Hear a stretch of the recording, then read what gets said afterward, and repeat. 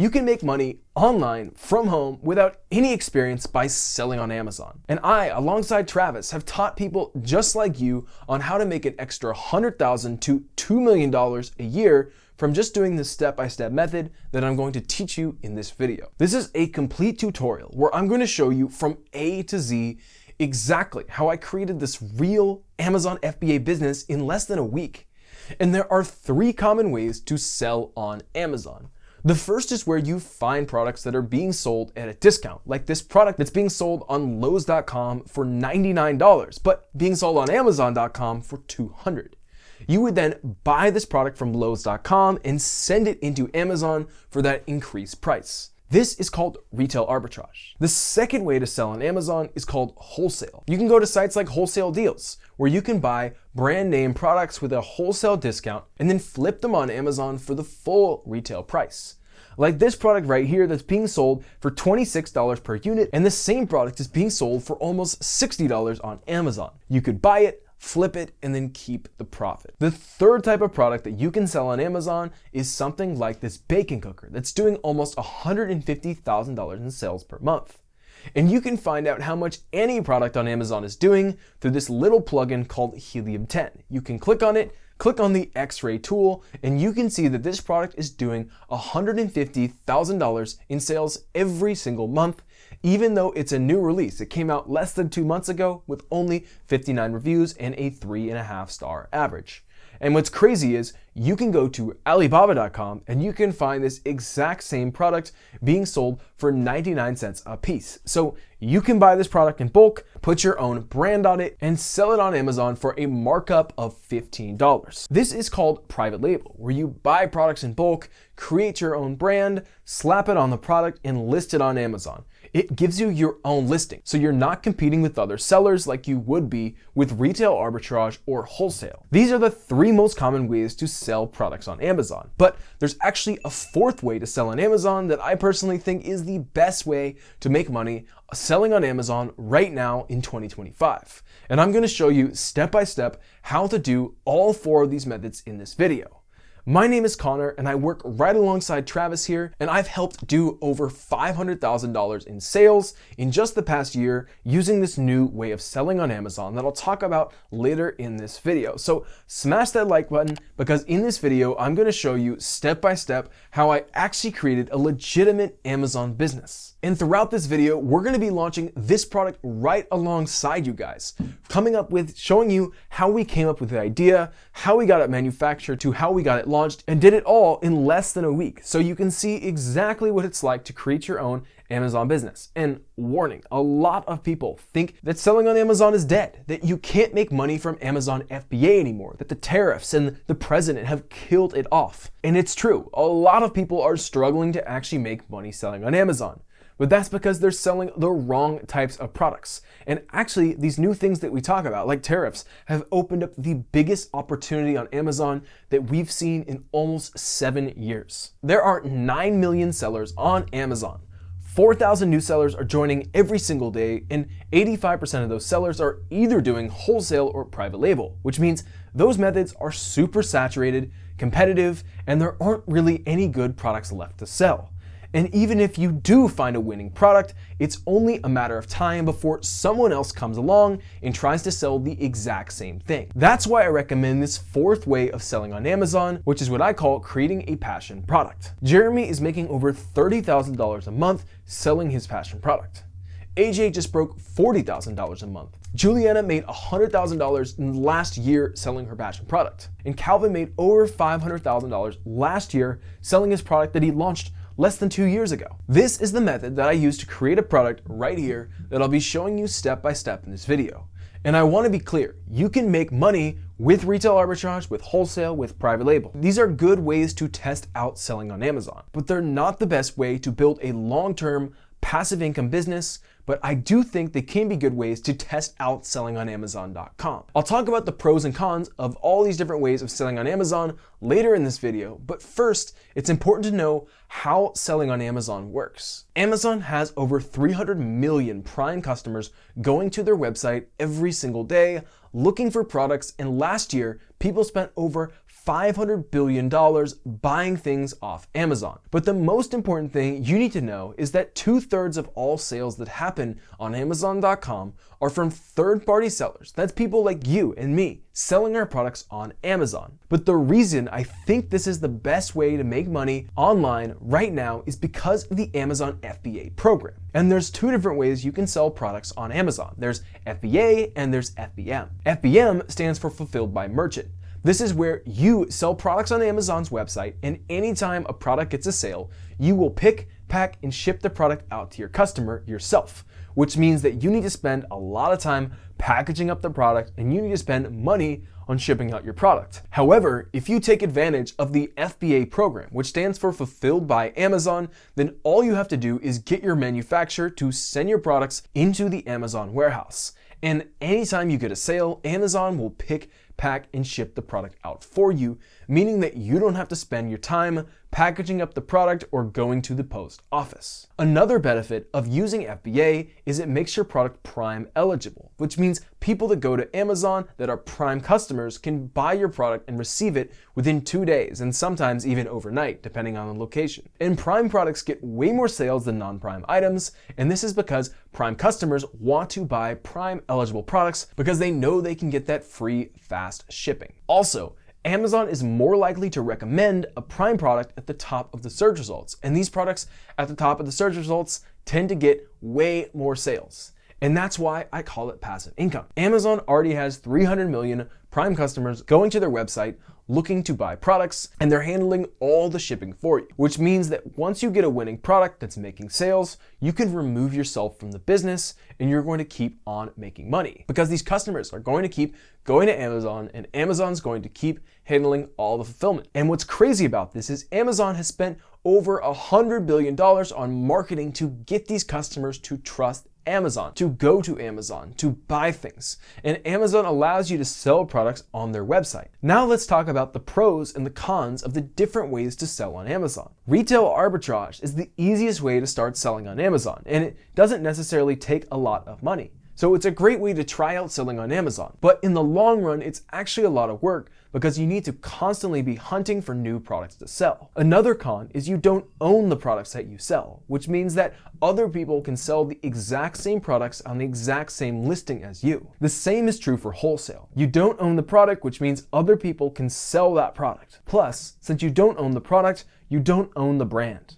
The manufacturer you're buying can cut you off whenever they want. With wholesale, you're basically just a middleman. But one of the pros in the wholesale method is it's relatively easy, because you don't need to create a product. You can just find an existing product and sell that. But I warn you, if it's easy for you to do, it means it's going to be easy for other people to find the same product, and that's going to mean that you're going to have a lot of competition on Amazon. And that's where private label comes in. The big pro with private labeling is no one else can sell on your listing because you own the brand. But sadly, with private label, you don't really own the product. The manufacturer actually owns the product, and they can private label that same product to a ton of other sellers or even start selling it directly themselves.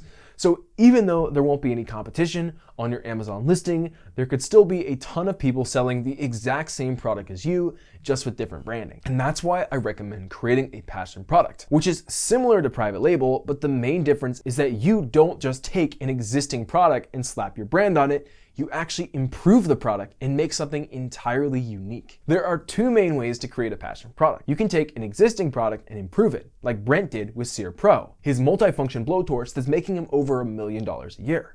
Or you can create a brand new product that's not on the market from scratch, like Jeremy did with Slim Caddy, his organizer product that's making him over $100,000 a year. The product I'm going to be creating alongside you guys in this video is called Carnivore Jerky, and it's a carnivore and keto approved beef jerky that's made with only 3 simple ingredients. And these are the steps that I use to create this Amazon FBA business. These are the same steps that you will follow whether you're doing private label or creating your own passion product. Now, if you want to try retail arbitrage or wholesale instead, it's very simple, but instead of following these steps, you'll just follow these steps. I previously recorded and released videos showing how I did on every single step of this process. I have those videos in a playlist. What I'm doing in this video is I'm going to compile all those videos. I'm also going to cut out what I think are the most essential parts and put them all into one video. There are timestamps below that will take you to every section of this video. And I recommend on your first time watching this video to watch this video all the way till the end, because I want you to have an idea of how this process works. Then you can come back and rewatch this video for a second time and take notes. Or if you're ready to take even further action, you can join our Amazon FBA program, the Passion Product Formula. This is where we take everything that you see in this video to the next level and help you step by step launch your product on Amazon. We have a link down below to get started with that. There are limited spots and we only open it up from time to time, but definitely check that out if you're ready to take that next step and next action and get your business off the ground. At the end of this video, I'm also going to show you the results of selling this product on Amazon, which has been a little bit over a month now, including what the revenue is, all of the different costs, and our final profit. After that, I'm going to share with you the 3 biggest mistakes that new Amazon sellers make, and this is probably the most important part of this video. So make sure that you watch this video all the way till the end. And now let me show you how to find a profitable product to sell on Amazon. And this is called product research, because you're researching the product that you're going to sell. So smash that like button, because this video took a ton of work to make, and it's the only tutorial that's going to show you how a real Amazon FBA business was created in 2025 that won't face any tariffs, that won't deal with any of the competition or problems with China. This is the ideal way to launch a product, so follow along and listen closely. And how you do product research is going to depend on which way of selling on Amazon you choose. But no matter what, the goal with product research is to find a product that's going to sell really well, where there's not a lot of competition. So let's dive in a little bit deeper, and I'm actually going to show you how to find your own passion product or private label product. But my number 1 tip for product research is find a product that you're actually passionate about to sell on Amazon. Because if you're actually passionate about the product that you're selling, you're going to have a huge advantage over the competition. Now, before I start the timer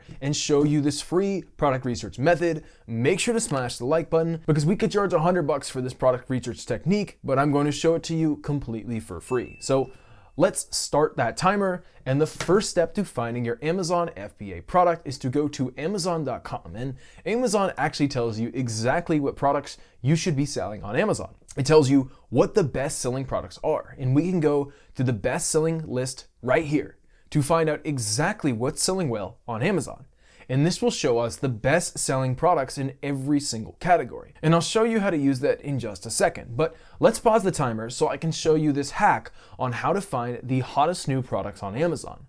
Just click on new releases and we can actually look here. And this will show us the products that were released recently that are also selling really well. So let's look at this product right here. It's being sold for $15. It has no reviews. And when we click on it, we can actually see how long it's been selling on Amazon. If we scroll to the bottom, we can see it's been selling on Amazon for around 1 month. And here's a secret. You can actually find out how much any product on Amazon is making. Take the best selling rank number, copy it, and we can use the free Jungle Scouts sales estimator tool. You'll just paste in that number right here. You'll select the marketplace and then you'll select the category. In this case, it's kitchen and dining. And you'll click on estimate sales, and we can see that this product is selling 1,200 units per month. And when we do the math, each product is being sold for $15. That means it's doing almost $17,000 in revenue every single month. So already we found a product that's making over $100,000 per year. So when people say that Amazon FBA is dead, that you can't make any money on it, it's just because they don't know what products to sell. And you can prove this to yourself by going to the new releases and seeing all the new products that are making tons of money. And you can use this new releases and the other tool called Movers and Shakers to find out what products are selling really well. Movers and Shakers lets you know what products have had the biggest gains in sales in the past 24 hours. So you can use this to look for trends, to look for things that are up and coming. But let's start that timer back up, and I only have 4 more minutes to show you how I found our newest Amazon product. And we're gonna go back to that bestsellers tab. And the bestsellers list is organized by the different departments here. So we're gonna click on one of those departments. Let's go to grocery and gourmet right now. And when you click on that, you'll see that it has all kinds of subcategories, and the riches are in the niches. You wanna get really deep inside these subcategories. And the reason I picked grocery and gourmet is because when looking for a product on Amazon, there is a checklist of things that I like to look for. I like to sell products on Amazon that are lightweight, ideally under 1 pound. They're easy to ship, meaning nothing that's going to break like glass, anything during the shipping process. Products that are between $15 all the way up to $85. And that's because if you're selling a product that's under $15, it's very hard to make a profit because of the Amazon selling fee, and the Amazon pick and pack fee are relatively high compared to what the price of your product is. I also like to sell products that are under $85 because if you're selling a product that's over $85, you're going to have to convince people to buy a product that's not usually an impulse buy. And usually that means that you're going to have to spend a lot of money on marketing. And the last thing I look for when I'm going to sell a product on Amazon is ideally I want a product that's consumable, meaning people are going to eat it, drink it, or use it up, and they're going to have to come back and order one every single week, every single month on some kind of repeat pattern. This means that every time you get a new customer, they're going to order again and again and again if you make a great product, which means more money for you. And that's why the grocery and gourmet food category is one of my favorite categories to sell in. One of our products is an electrolyte powder targeted towards people on the carnivore diet. It's a clean electrolyte blend with no sugar, no fillers, and just the essential minerals that your body needs when cutting out carbs. We launched it over a year ago, and now it's making over $100,000 a month, and it's still going up. We realized that the carnivore diet trend was only getting more and more popular. We can verify this with Google Trends, and we can see this line go up. It peaks in January around when people are making New Year's resolutions, but year over year, it's only getting bigger. So we started looking into what other products carnivore dieters were searching for on Amazon. And that's one of the biggest advantages of building a real brand. When you launch one product, it can naturally lead into your next. You're not searching from scratch every single time, you're building momentum. We've even seen students launch a product that does decently and then use that success to launch a second product that completely takes off. And now I'm going to show you exactly how we found the product idea. But before, let me show you the real secret way that professionals actually use to find products to sell on Amazon. Best of all, it only takes 5 more minutes for me to turn you into an expert at finding hidden products. Let's start the timer, and the next step is to sign up for this free tool called Helium 10. And you can get your free account by going to the link in the description down below. They do have a paid version that I highly recommend. I think it's a very worthwhile investment when it can find you a $100,000 a year product, but if you want to just get started with the free version, you're welcome to do so. Once you're signed up for the free account, you can log in and go to the tools section. Now there's 3 different ways I use this tool to do product research. Black box is one way, and that's under the product research section, but 2 of my favorite ways to do product research are using the Cerebro and the Magnet tool. Let me show you how to use the Cerebro tool. To use this tool, you just need to paste in the ASIN right here. ASIN stands for Amazon Standard Identification Number, and every single product on Amazon has their own unique ASIN number. And to find this, you go to a product, you scroll down to this information down right here below, and you click on the ASIN, you copy it, and now you paste it in right here. Now what this is going to do, it's going to get the keywords, or basically the things that people type into Amazon in order to find the product, and it will tell you what people are searching for when they ultimately buy this product. And what we can see right here, for example, for our product, is that carnivore diet electrolytes is resulting in this many sales of the product every single month. And so people go to Amazon, they type in carnivore diet electrolytes, and they find our product and they purchase it. People are also typing in carnivore electrolytes, which is our brand name. They're typing in carnivore friendly electrolytes, sugar free electrolytes, keto friendly electrolytes, all these different things, all these different permutations of the same thing. Basically, people are looking for supplements or electrolytes for the carnivore diet.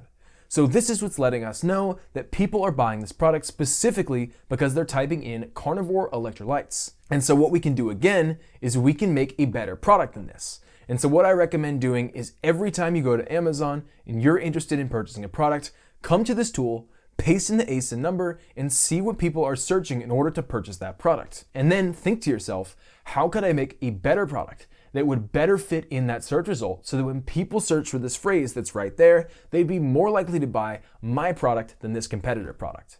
And that's the key thing professional Amazon sellers know. They realize that Amazon is just a search engine. And if you make a product that people are more likely to purchase than the competitors, Amazon's going to put you on top of the search results. And something that's very interesting, the product on the top of the search results gets the majority of the sales.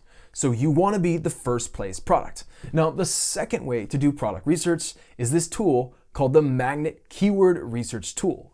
The Magnet tool allows you to see all the relevant keywords that people are searching for that are similar to the search term that you use. Since carnivore electrolytes is doing so well, we started keeping an eye on products that were popping up when we searched carnivore diet using the Magnet tool. We can see that there's over 10,000 people a month searching for carnivore diet. If we scroll down, we're going to find the related keywords that people are searching for, including all the data. There's a bunch of them here, and I know it can seem overwhelming, but mostly we're looking at three numbers here. The search volume, this is how many people are searching every month. The Magnet IQ score, this is the competition relative to the search volume. The higher this is relative to the search volume, the less competition there is on this keyword. We look for numbers that are at least 3 times the search volume. And the CPR. The CPR is how many sales we need in an 8-day period in order to rank on the first half of the first page for this keyword. And so the Magnet IQ score helps us find the keywords that have high demand but lower competition. Basically, it highlights the sweet spots where there's a real opportunity to stand out. Another data point that I like to look at is the CPR. With that, you know that a lower CPR for a search term, it's easier to rank at the top, which means more sales for you. Now, when looking at these keywords, a lot of these aren't going to mean anything to you. Some people go to Amazon and include the specific brand name in their search, and you'll see some brand names here, and you'll be skipping most of them because they're not actually product ideas. You can't create somebody else's product, such as you can't create your own Nike shoe. But we're going to filter these results down, and there's only 2 fields that I filter out. The first one we want to set up is a search volume. We want to set a minimum of 300 search volume because anything less than that, it's not really worth us pursuing. The second thing we're going to look at is the Magnet IQ filter. We're going to put this at 900 because we're looking for Magnet IQ scores that are at least 3 times the search volume, so 3 times 300 is 900. So let's apply these filters and see if it helps narrow down the results. Now we're down to just a few thousand keywords. The next thing I recommend doing is sorting by the Magnet IQ score. So now what we're going to do is we're going to go through is scroll through these results and look for products. For instance, this one right here, we see carnivore beef jerky. And what you can do is you can click this little box right here and it will pull up the search results in Amazon.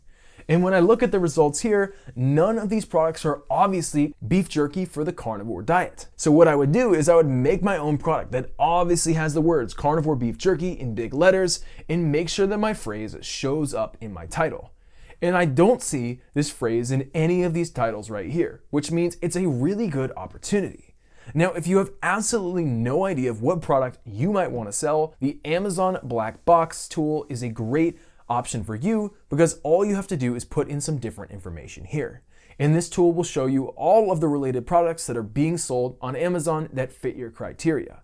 So for instance, as I mentioned, we want to sell something that's between $15 and $85. And let's say we want to make a product that's making at least $10,000 per month. We also want to make sure the product that we're competing against isn't already super successful, that it doesn't already have a ton of really good reviews. In fact, we're looking for products that have bad reviews, have not too many reviews, or poor reviews that are still selling well.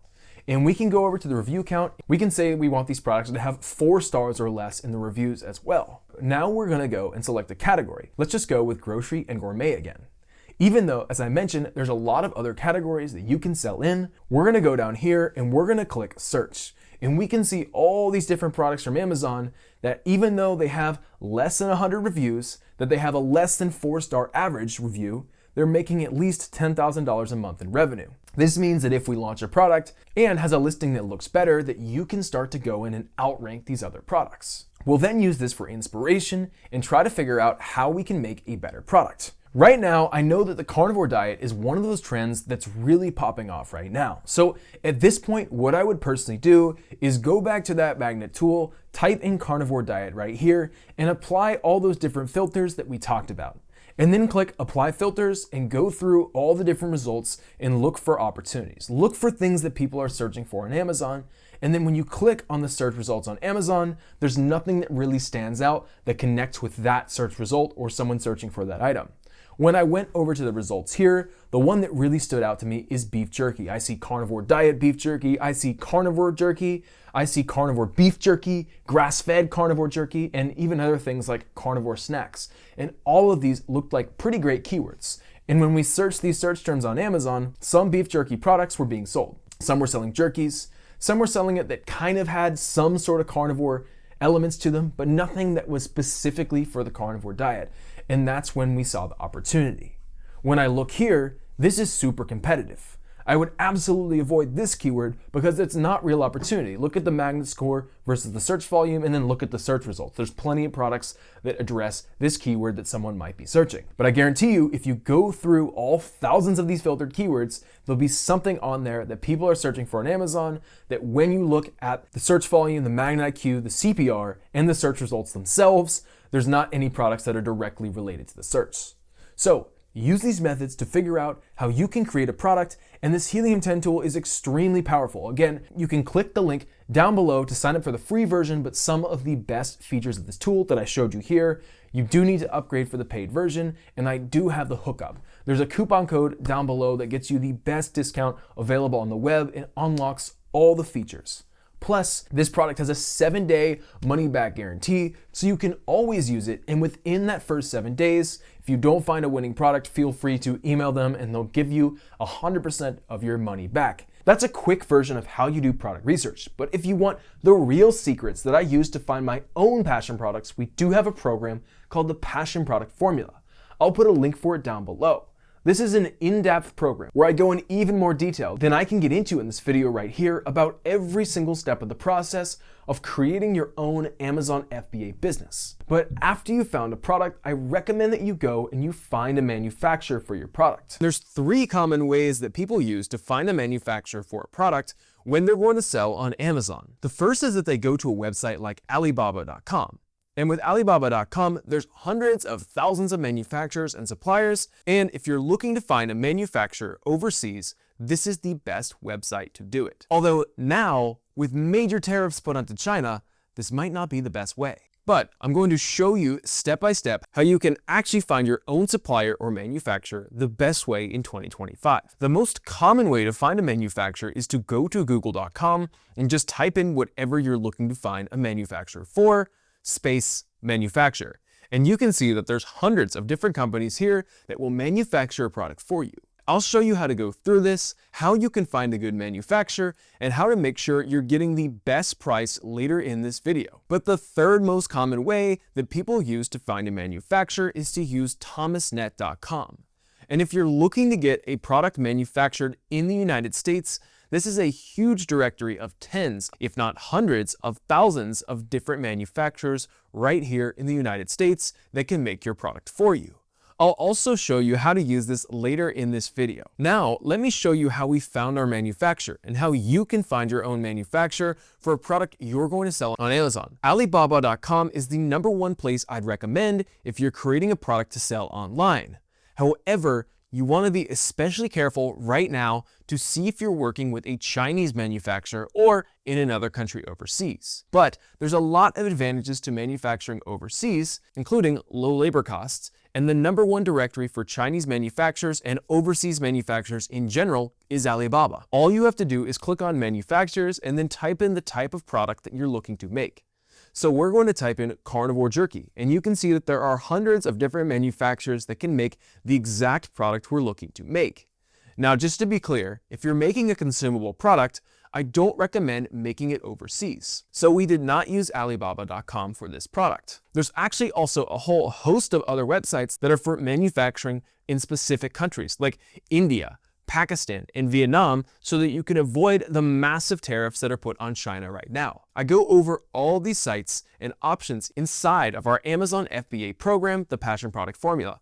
If you're interested to get started to learn how right now is actually the best time ever to get started selling on Amazon, make sure to check out that link in the description. And let me show you how to use Alibaba.com or any of these other similar manufacturing sites. In fact, let me show you how to use one of the biggest alternatives to Alibaba.com right now, which is Exporters India. Although Alibaba and any of these other sites will function in a very similar way. The first thing you're going to always want to do is make sure you work with a verified supplier.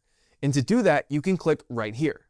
A verified supplier means that Exporters India or Alibaba has actually sent an inspector to their warehouse, which is their manufacturing facility, and verified that they're a legitimate business. The other thing you're going to want to do is click on Trade Assurance. This makes it so that Alibaba guarantees that when you send money to your manufacturer, you're going to get the products that you want. So now we have a list of different manufacturers that have trade assurance and are verified suppliers. Now there's not a lot of manufacturers for carnivore jerky overseas. As I mentioned, most people that are making food-based products are not going to do it overseas because if we're selling in the US, we need it to be in an FDA approved facility.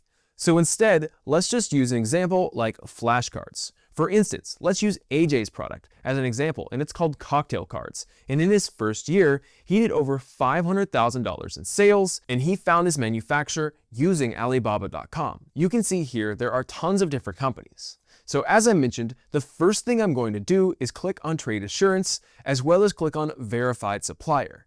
You can see that there are a bunch of different companies left after doing that, because paper products is something that a lot of people do buy overseas and they don't care where it's made. So the next thing we're going to look at here is how long the company has been in business. For instance, this has been in business for 10 years. This company's been in business for 7 years, 9 years, and so on. And that's one of the things that I like to look for. I want to work with a company that has been around for a little while. Another thing that you can look at is how many people they have on staff. And depending on what kind of business you're starting, you may want to work with a really big company. Or if you're newer and want to work with a smaller company, you can find a smaller company to work with. We can also see how much money in sales they've done through Alibaba or Exporters India, or most of these other sites will have a mechanism like this. We can see on Alibaba right here, over 2 million, over 2.7 million, over 500,000. Now, one of the things to keep in mind is smaller businesses sometimes might be more willing to work with you if you're a new business. They might also have smaller MOQs, also known as a minimum order quantity. This is how much you'll need to order from a manufacturer before they will want to work with you. And typical minimum order quantities depend on the product. For instance, with Cocktail Cards, they said at a minimum, AJ had to order 500 units. Now, let's just say we found a manufacturer that we like. We're going to click on that manufacturer, and we're going to review everything here. We can look at the reviews. We can see that this factory has a 4.9 out of 5-star review, which is pretty good. And we can chat now with them, or we can send inquiry. If I wanted to start working with them, I'll send them a message that says something along the lines of, I'm looking to create a product with 100 flashcards. I want it to be about 4 × 6 inches for each flashcard. I'm going to need a box, and maybe even show them an example of the box that you want your cards to look like. Then give them a little bit of the details. You don't need to tell them what's exactly going to be on each flashcard. You can still ask them, what is the minimum order quantity, and what is the price at that minimum order quantity? Typically, most factories, the per unit cost will go down the more of the product that you order. And I actually recommend you say something to the effect of, we're looking to do a production run of around 10,000 units, but we want to do a test run first. What is your minimum order quantity, and what is your pricing if we order 500 units, 2,000 units, and 10,000 units? Always show them that you're interested in buying more units in the future. Keep in mind that a lot of these manufacturers, even though they show products that they sell, they will allow you to customize these products. For Cocktail Cards, AJ told them that he wanted to have his own designs, and they were like, yeah, of course we can do that.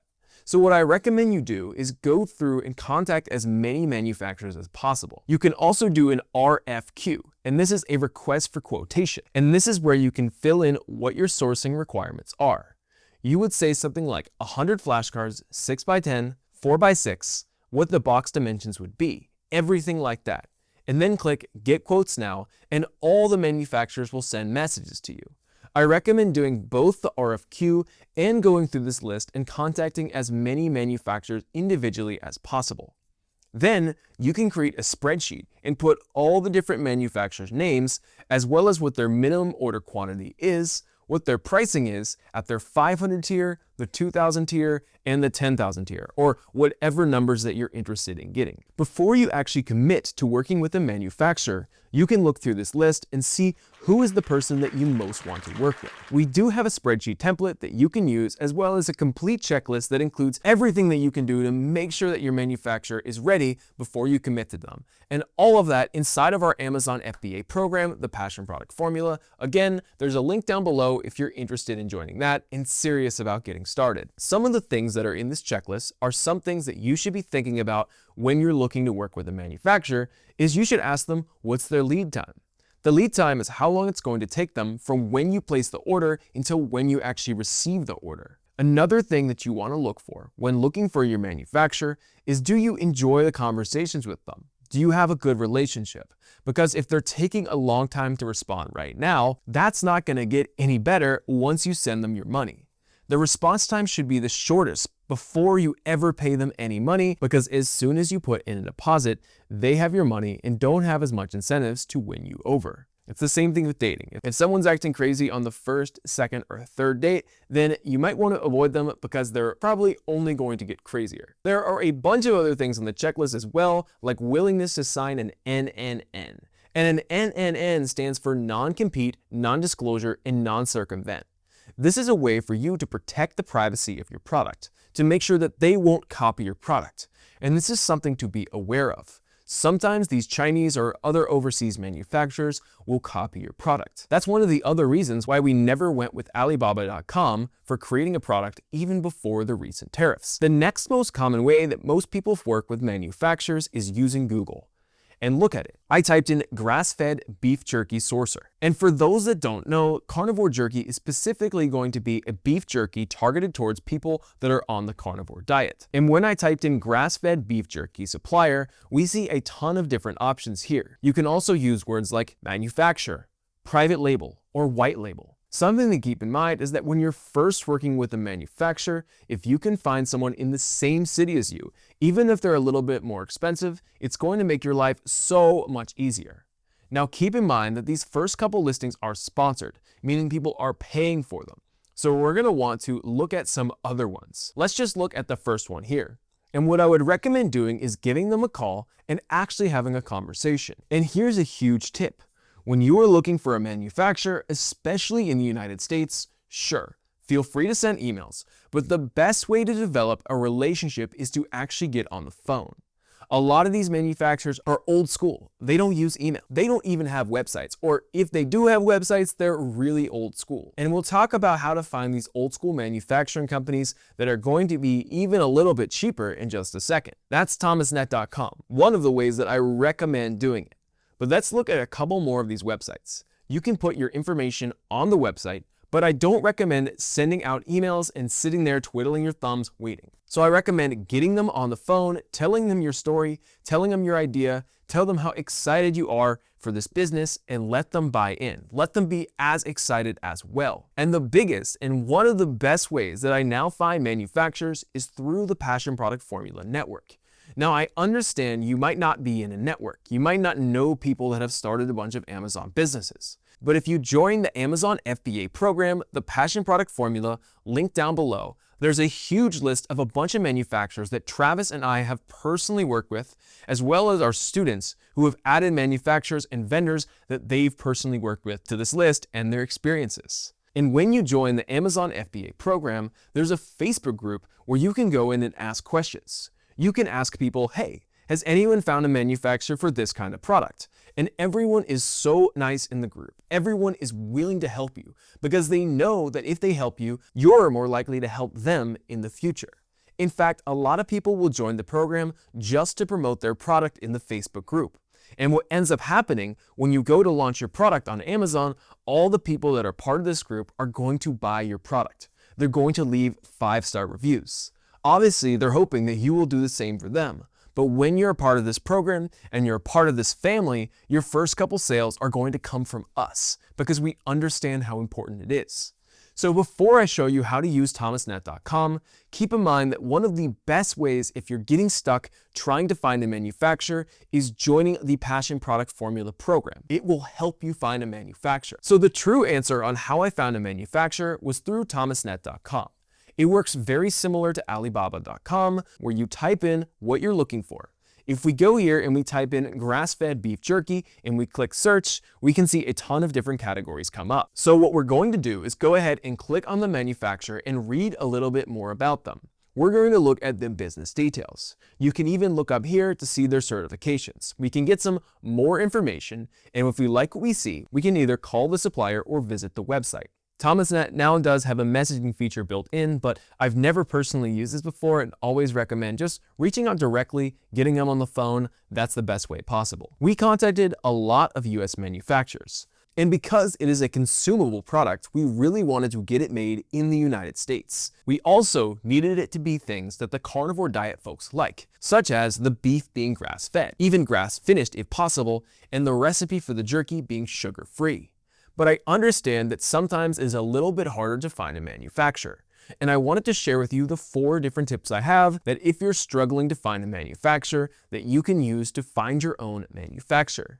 And after I show you the 4 ways that you can find a manufacturer, I'll share with you how you can get your product shipped from your manufacturer into the Amazon FBA warehouse. And this is true whether your product is overseas or whether it's in the United States. I'll talk about both of these different ways and how you can do it, as well as something a lot of people don't think about, how you can get your product inspected. Because let's just say you're producing your product overseas in India. You buy thousands of dollars worth of products, you don't want to get it shipped into the United States and then it ends up that your product's crap.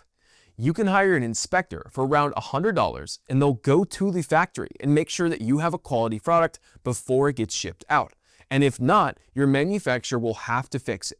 But first, let me share with you 4 more ways that you can find a manufacturer for your Amazon FBA product. Here's a secret. You can actually use a tool in Jungle Scout to find out who is the manufacturer for almost any product on Amazon. You just go to suppliers here and then to the supplier database. Click on the company tab and type in the company that you're trying to figure out who their manufacturer is. So if I type in yoga mat into Amazon, I see a bunch of different yoga mat companies. One of them is the Gayam company right here. I'm going to copy this and I'm going to paste it into the Jungle Scout tool right here. We're going to click search and then you can see the company listed and you can see who their top suppliers are. So if you have competitors in your market and you are to figure out who they're using as their manufacturer, this is an absolutely amazing tool. And I do have the hookup with Jungle Scout. There's a link in the description below as well as a discount. So if you're going to sign up for Jungle Scout, I highly recommend using the discounted link in the description down below. But you can even search by ASIN. So instead of searching by company right here, we can take the ASIN number, which if we scroll down to the bottom, we can see the ASIN number and we can copy this and we can paste it in here. And you'll find, like I said, the manufacturer for just about any product on Amazon. Now this tool isn't always 100% accurate, but it's often very surprising how often it is accurate. Another way that I recommend finding manufacturers is to type into Google whatever your product is, space conventions. Go to the website of the conventions that is your industry, and you can look up who they are exhibiting. You can either go to this convention yourself, walk around the convention and talk to everybody, or you can go to the list of people that are exhibiting at the conventions. For instance, we see here that there is a 2023 exhibitor list, and there's a growing list right here, and you can contact each one of these people individually. Oftentimes at these kinds of conventions, it's going to be suppliers and manufacturers. Now, I know a lot of people are not based in the United States. Maybe, for instance, you're based in the UK or in Europe, and you're looking for a manufacturer that's based in your home country. You can use these websites like europages.co.uk, and it's very similar to the way that Alibaba works. You would just type whatever you're looking for a manufacturer for, scroll around, and then you see, for instance, this manufacturer is based in France, and they're verified by Europages. You can click on their profile, and you can navigate to find out more information about them. But if you're struggling to find a manufacturer, my last piece of advice is to hire somebody, and you can hire a sourcing agent. This one site, Makers Row, where you can hire a concierge service for about $1,000. And they're going to be an expert in the industry, and they're going to help you find a manufacturer. Now, Makers Row is a website that you can use to find manufacturers on your own. It's about $400 a year, or you can use a concierge service in addition to the website. Some will charge you a flat fee, others will charge you a percentage of the final order. You can just go to Google, Type in whatever your product is space sourcing agent, and you'll be able to find a manufacturer. Now, if you're struggling, you can always go to LinkedIn and find people that are in your industry. Send them a message and ask if you could pay them for their time. But at this point, hopefully you've found a manufacturer. And I know for carnivore jerky, we've already found our manufacturer, we've already paid them, and let me share some details on how it worked out with us. One big concern of ours when looking at this was the price and whether we'd be able to be profitable. Some manufacturers will charge with samples, but if they believe in the long-term vision and you've proven yourself as a long-term client, sometimes they would even do this process for free. Because we were created a product for the carnivore diet, we were cutting out all the preservatives, the sweeteners, and the other things that are found in many jerkies that might not be acceptable on the carnivore diet. We settled on a recipe that included only 3 ingredients: salt, bone broth, and the jerky itself, which our manufacturer helped us create. We worked out this recipe alongside a manufacturer. This is another big thing. A lot of manufacturers have expertise, so you can lean into their guidance to create a product. And luckily for us, we found a manufacturer that really believed in our vision and was willing to work with us for long-term success. Because of this, they also let us place an order for our first run of only 600 units of jerky, which provided us a really easy way to test the product out without investing too much money into it. When we received the first product one, the product tasted so good that we just knew this was our manufacturer. Even though it was more costly to do things like grass-fed beef, we knew that it would be worth it because we would create a product that was really, really great. But if you're getting your product manufactured overseas, you can send an agent into the warehouse and actually have them inspect the product. One way that you can find an agent is if you go to Alibaba.com, go to Buyer Central, and click on Production Management and Inspection Services. And look here, production monitoring is only $48 and inspection is $118. Other countries and sites have services just like this, so even if you don't use Alibaba, it is a breeze to do. Many of them have it built in, and there are also dedicated sites for doing exactly this. When you get your products inspected, they will give you a giant PDF report with pictures of your products. They test it out, they tell you what the grade is. Then they'll check a bunch of different products at random to make sure that they're all up to their standards. Now, if you do like your product, it's time for you to get it sent into the Amazon warehouse.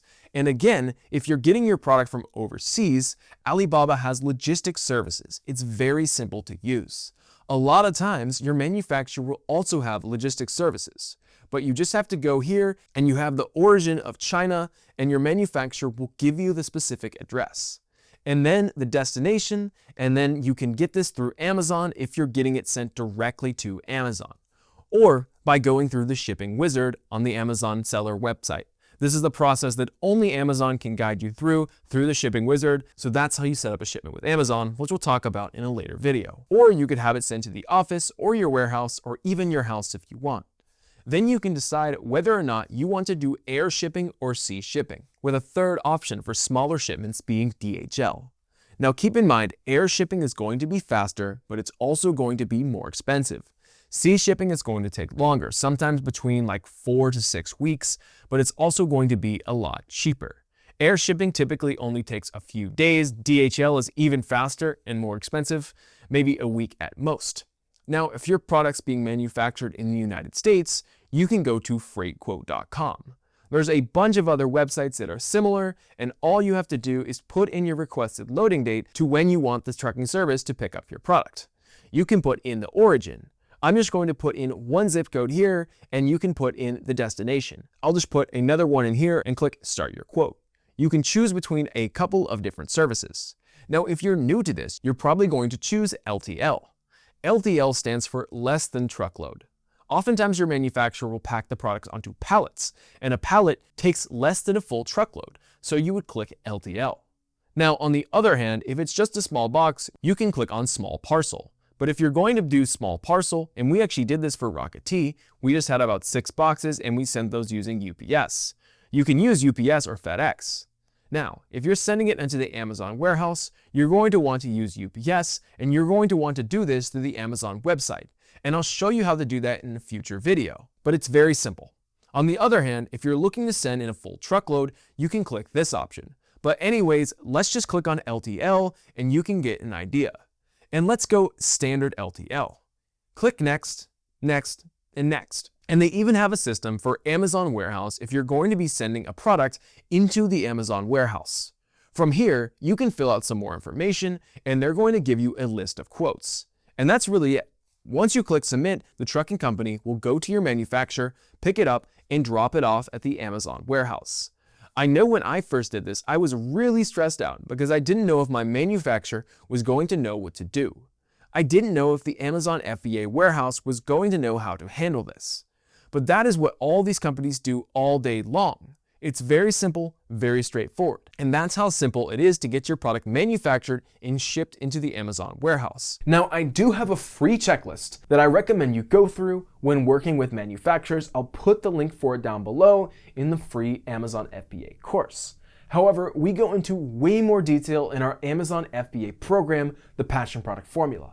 In this program, there are sample templates that you can send to manufacturers, a much more in-depth checklist that you can use when working with manufacturers, and way more advice about how you can find and work with some of the best manufacturers in addition to our list of manufacturers that we personally work with. Once you found a manufacturer, it's time to now design your product. When designing your Amazon FBA product, there's 3 things that you need to do. The first is to design your logo, and your entire brand revolves around your logo. I'm going to show you how we design this logo and how you can design your own Amazon logo. The second thing you need to do is to design your packaging. I'm going to show you how to hire a designer to professionally design your packaging, as well as show you how we designed our packaging for our new product that we're going to be releasing very soon. And the third thing you need to do is to actually design the product yourself. Design the thing that you're actually going to be selling. I'll go over in detail how you can design a product that you're going to sell on Amazon, and make sure to like this video because I'm going to share with you exactly how to design your Amazon product, as well as show you how I'm designing our new product that we're going to be launching on Amazon. The first step for you to design your Amazon FBA product is to design a logo. There are a lot of different ways for you to design a logo for your Amazon FBA brand. Now, the mistake that a lot of people make is they try to design the logo themselves. And unless you're a professional graphic designer, it's worth paying a little bit of money to hire a professional to do this for you. And in our case, we found a company called FBA Creatives that will do all the hard work for you. They can build your entire listing, product description, and bullet points, plus they can create your product images, your logo, and branding, and even your packaging. And we went with FBA Creatives. When someone's shopping on Amazon, they can't try your product before they buy it. They can only see it. So we created a design that really appealed for those on the carnivore diet, which is our target avatar. It's really important when designing a product to have your target avatar in the front of your mind. Who is your customer? What do they like? What are they shopping for? So that you can design all of your branding around what this is. We made it clear what the product was and who it was for in the design and made this really stand out. Now, if you're interested in also getting all of your design needs met, we actually have a discount code for FBA Creatives, and I'm going to leave it down below. If you're looking to save money on creating a logo, you can go to fiverr.com, but be careful because if you hire the cheapest person, you're going to get a logo that looks like it. Now, if you go through and take your time and hire a designer for around $50, you could probably get a lot nicer of a logo. Or you could go to a site like Upwork where you can find a designer that will cost you anywhere from $50 all the way up to a few $100s. This is a logo that I got when I hired an Upwork designer. You can also go to 99 Designs, and what makes 99 Designs special is you can get hundreds of different designers all submitting their designs to your campaign. So even if you don't know what you want your logo to look like, you can tell designers what your product is about, who is your ideal customer, and they're going to make you a perfect logo. I do have links for Fiverr, Upwork, and 99 Designs as well that will get you discounts. So if you're going to be using one of these services, click on the links down below in the description. After you have your logo, you're going to want to design the rest of your branding, including the packaging that you're going to sell your product in. This is extremely important.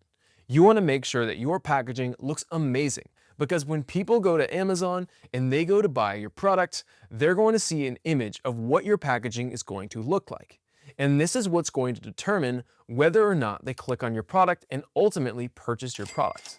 When designing the packaging, you can either hire the same designer that did your logo, or sometimes it's worth it to hire a different designer. You can go to Fiverr, Upwork, or run another 99 Designs campaign to design your packaging. For carnivore jerky, we did end up using FBA creatives because they have a premium package that includes the packaging, design, listing images, A+ content, title, and the bullet points. Basically everything that you need to create the product and your listing. The third thing that you need to think about when designing your Amazon FBA product is to actually design the product itself. How you design a product is going to depend on what type of product it is.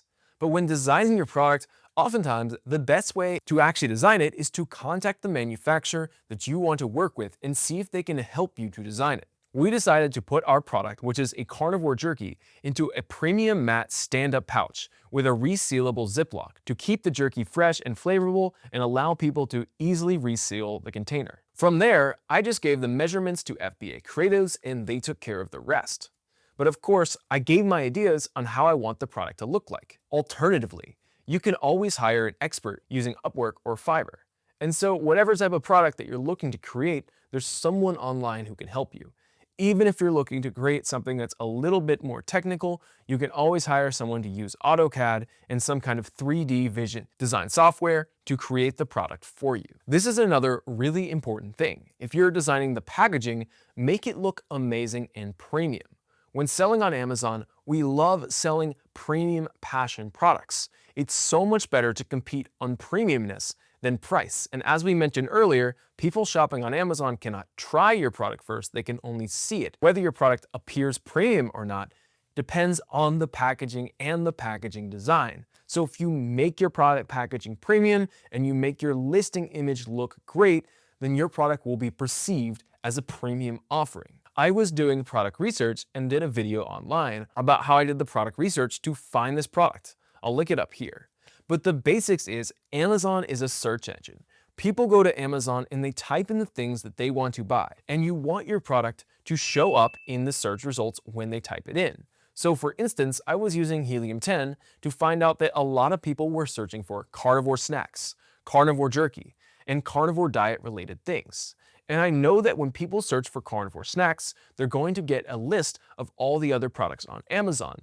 And when you look at the existing list of carnivore snacks products, they're all pretty boring. So this was one of the big things that we're doing differently with carnivore jerky's packaging. So it's black with white and yellow writing. It's a big contrast from the rest of the products that are on here and Amazon's white background. So it's very visible and it really stands out. We made sure that the word carnivore is in all uppercase so that customers will know from one glance that it is for the carnivore diet. And if you're searching on Amazon for carnivore snacks and you see this product, you're gonna think, wow, this is exactly what I want and it looks premium. So those are some things to keep in mind when you're selling your product on Amazon. Think about, is this something that when the customer sees the product, are they going to want to click and try your product? Another tip for you when designing the packaging or the logo, I would suggest getting started with a product launch group, because it's just like asking your friends for advice. Like that's really kind of what the idea is. And you might think that you have a really clear idea of what it should be, and you run it in your own head and it sounds good and it rolls off the tongue. But you could ask somebody what they think and they could have a very great point about maybe why you should think about it different. So just get feedback from lots of different types of people. This is a key point when first launching a product. A lot of people want to come out with 10 different flavors all at the same time. Do not do that. Start with one specific SKU, which stands for stock keeping unit. That's one flavor, one color, one whatever you're going to do. Just test the market. For instance, with carnivore jerky, we have plenty of flavors we want to do, but to test the market at the lowest possible case, to keep everything simple and to keep management as simple as possible, we launched with one flavor before we talk about any expansion. And there's a lot of reasons for this, but number one is if you have multiple different products, it's almost like running multiple different businesses.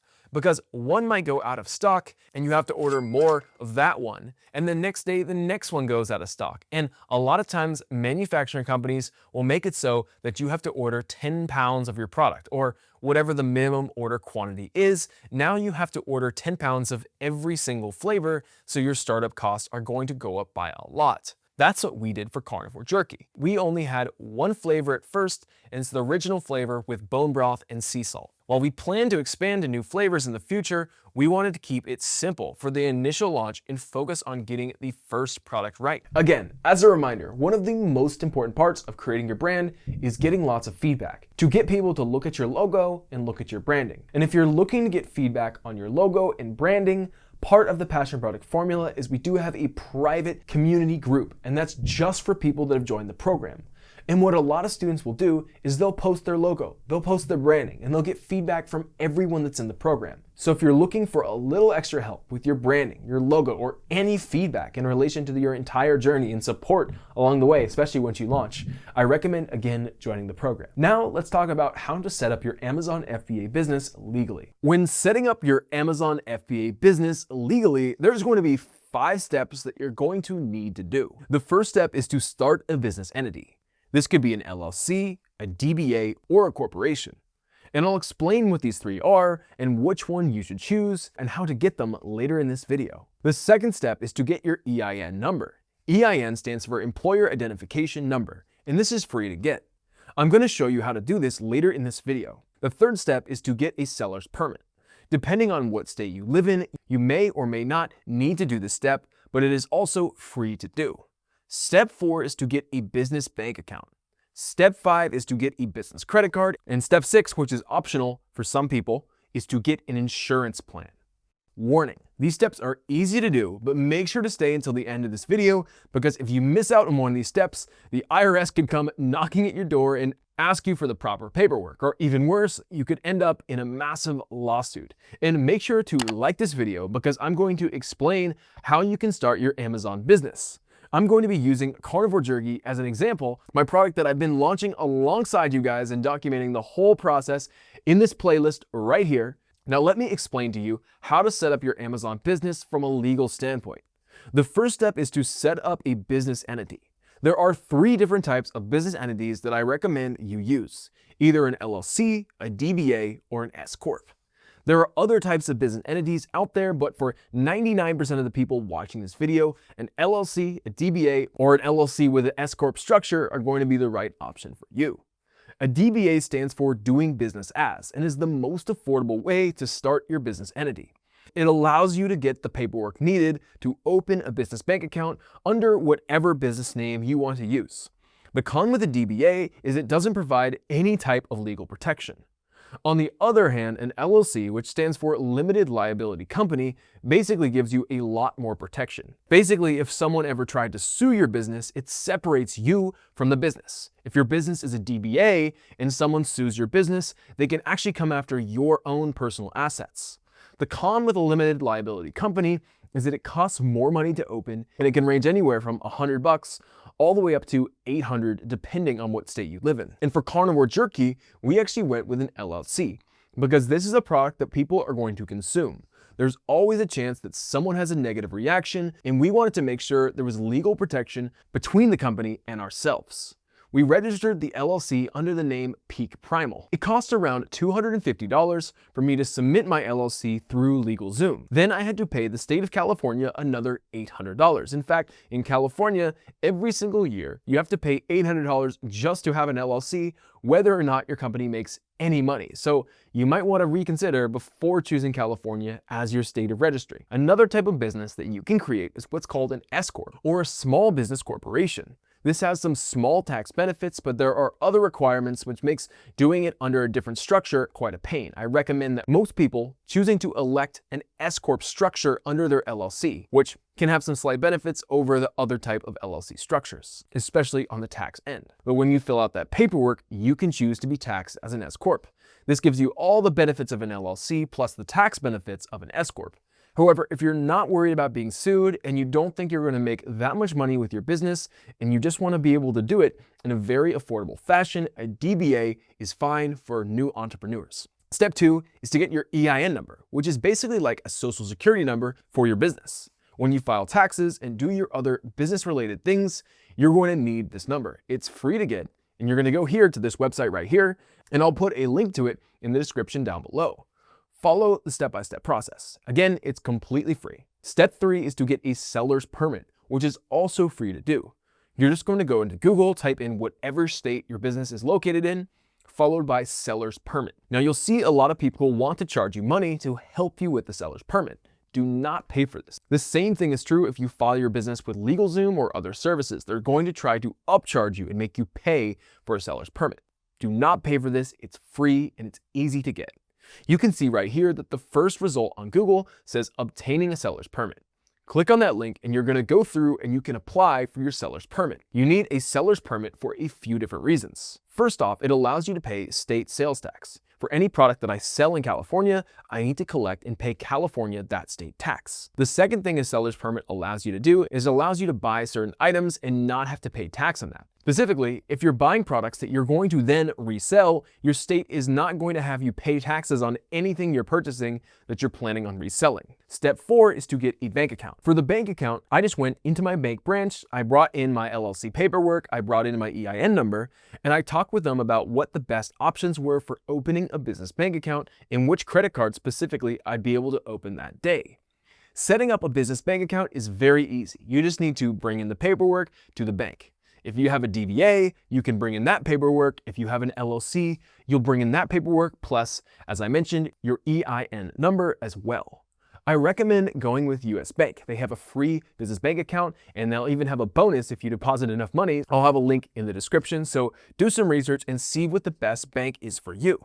I also recommend setting up your business bank account as soon as possible so that you can keep your business and your personal expenses separate. That way you can track all your business expenses and write those all off on your taxes. Warning, this is another thing that you're going to want to pay attention to. You really want to make sure that you keep your personal and your business expenses separate. Because if you have an LLC, but you start using your LLC for personal expenses and someone sues you and the judge sees that you're using your LLC to pay for personal expenses, you may not end up having any legal protection and someone may be able to come after your personal assets. So the answer to this is just to make sure that you keep your business and your personal bank accounts, credit cards, and all expenses separate. Which leads me to step 5, which is getting a business credit card. This is the best part about opening a new business. You get to open up business credit card, which are going to give you free flights, free hotel stays, tons of miles, and points. But generally, I recommend the Amex Gold Card for new business owners because they give you 4 and 5x points back on select categories. You can also hook up the credit cards for your advertising spend. So when you spend money on things like Amazon PPC, you'll be earning points back that you can use to take yourself on vacation. But I'll put a list of my favorite business credit cards in the description down below. A lot of these credit cards will have bonuses that if you spend for 3 months, they'll give you 50,000 all the way up to 75,000 points, which is enough points that will get you a round trip ticket to just about anywhere in the world. There are also legal things that you're going to want to consider when starting your Amazon business, like do you want to get a patent or do you want to get a trademark? For most businesses out there, you're not really going to be able to get a patent. But if you do think your product is something that deserves a patent, you can always file for a provisional patent, which costs around $75, and it's good for 1 year from the time that you submit it. A real patent, if you go through and hire a lawyer and complete the process, is going to cost you around $10,000 at least. So for most entrepreneurs, I don't recommend getting a patent. And for most products out there, you don't really even qualify for a patent. There are 2 different types of patents. There's a utility patent and there's also a design patent. On the other hand, for most Amazon entrepreneurs, I recommend filing for a trademark. A trademark is where you claim that you own a certain logo or certain phrase that no one else can sell a product that contains that logo or phrase. It costs around $275 to file for a trademark. There are 2 different types of trademarks that you can do. Generally speaking, there is an image mark and there is a word mark. An image mark means that you're claiming that a certain design or logo is yours, that you own it, and that no one else can use it. Think of the Nike swoosh.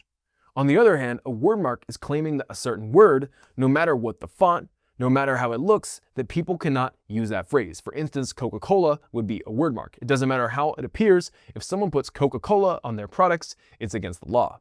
And it's generally much tougher to get a word mark than it is a logo mark. And for carnivore jerky, we ended up getting a word mark for the parent brand, which is Peak Primal. Applying for a trademark is easy to do. You don't need to hire a lawyer. You're just going to need to go to uspto.gov and you're going to go through the step-by-step process to apply for your own trademark. Another thing worth mentioning is we also applied for insurance for the business because we wanted to protect ourselves from potential liabilities. Whether it's product-related issues, inventory loss, or unexpected legal claims, having business insurance gives you the peace of mind and ensures that you're covered as your brand grows. It's not required to start selling, but it's definitely something to consider once you start gaining traction. The next step is going to be to create your Amazon Seller Central account. The first step to setting up your Amazon Seller account is to go to sell.amazon.com and you're going to click on the Sign Up button. But warning, be careful, because there's actually two different ways that you can sell on Amazon.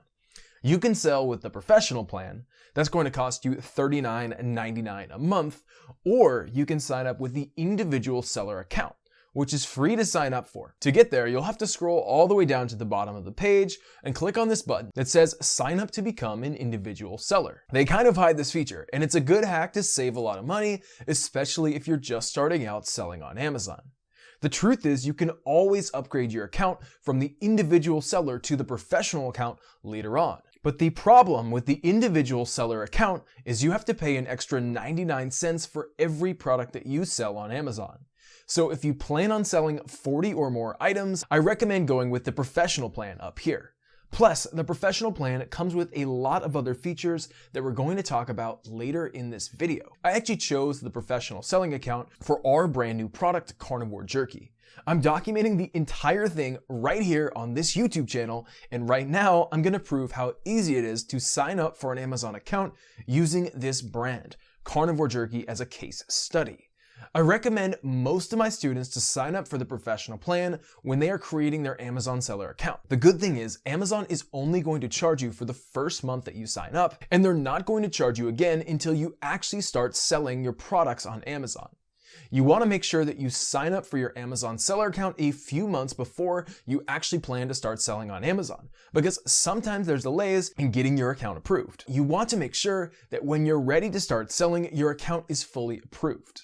Now, a huge warning. There's 5 mistakes that people commonly make when signing up for their Amazon seller account that ends up leading to them getting banned from being able to sell on Amazon. It makes it so their Amazon seller application gets denied.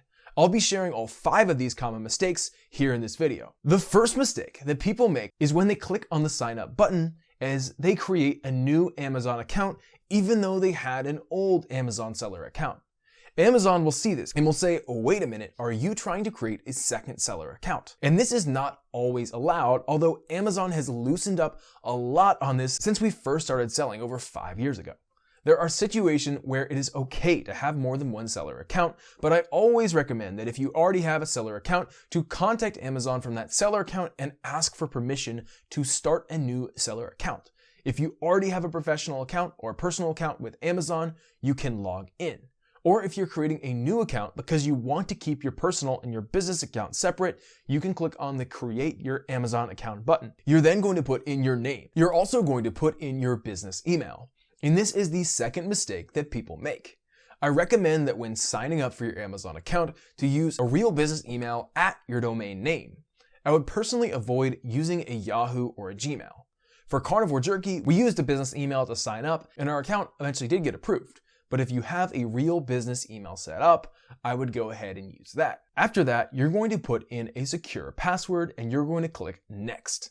Now you're ready to start your application for your Amazon seller account. Amazon will tell you everything that you're going to need to have ready, and you're going to scroll down and you're going to click Begin. The next question that Amazon is going to ask you is, where is your business's location? You can sell on Amazon US no matter what country you live in. In this case, we are located in the United States. Amazon will then ask you, what is your entity type for your business? There are a few different options here.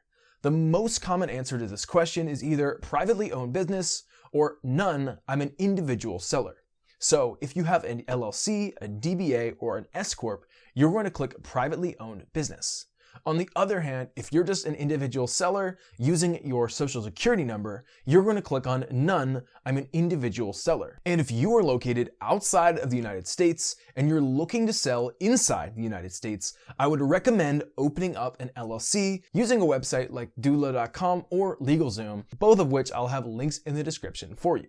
We didn't create an LLC for Carnivore Jerky, but this is because we already had an LLC for our Carnivore brand, which includes our other products like Carnivore Electrolytes. But the reason we have an LLC to begin with is because this is a product that a lot of people are going to consume. And there's a chance that someone might sue the business. If you're operating a business where there's a very low likelihood someone is going to want to sue you, you can always do a DBA to save a little bit of money. For this example, we're going to click on privately owned business, and then you're going to put in a business name as it appears on the documents and click I confirm that my business location and type are correct. We're going to scroll down and click on agree and continue. You'll then put in your company registration number, and you're going to get this once you apply for your LLC or your DBA.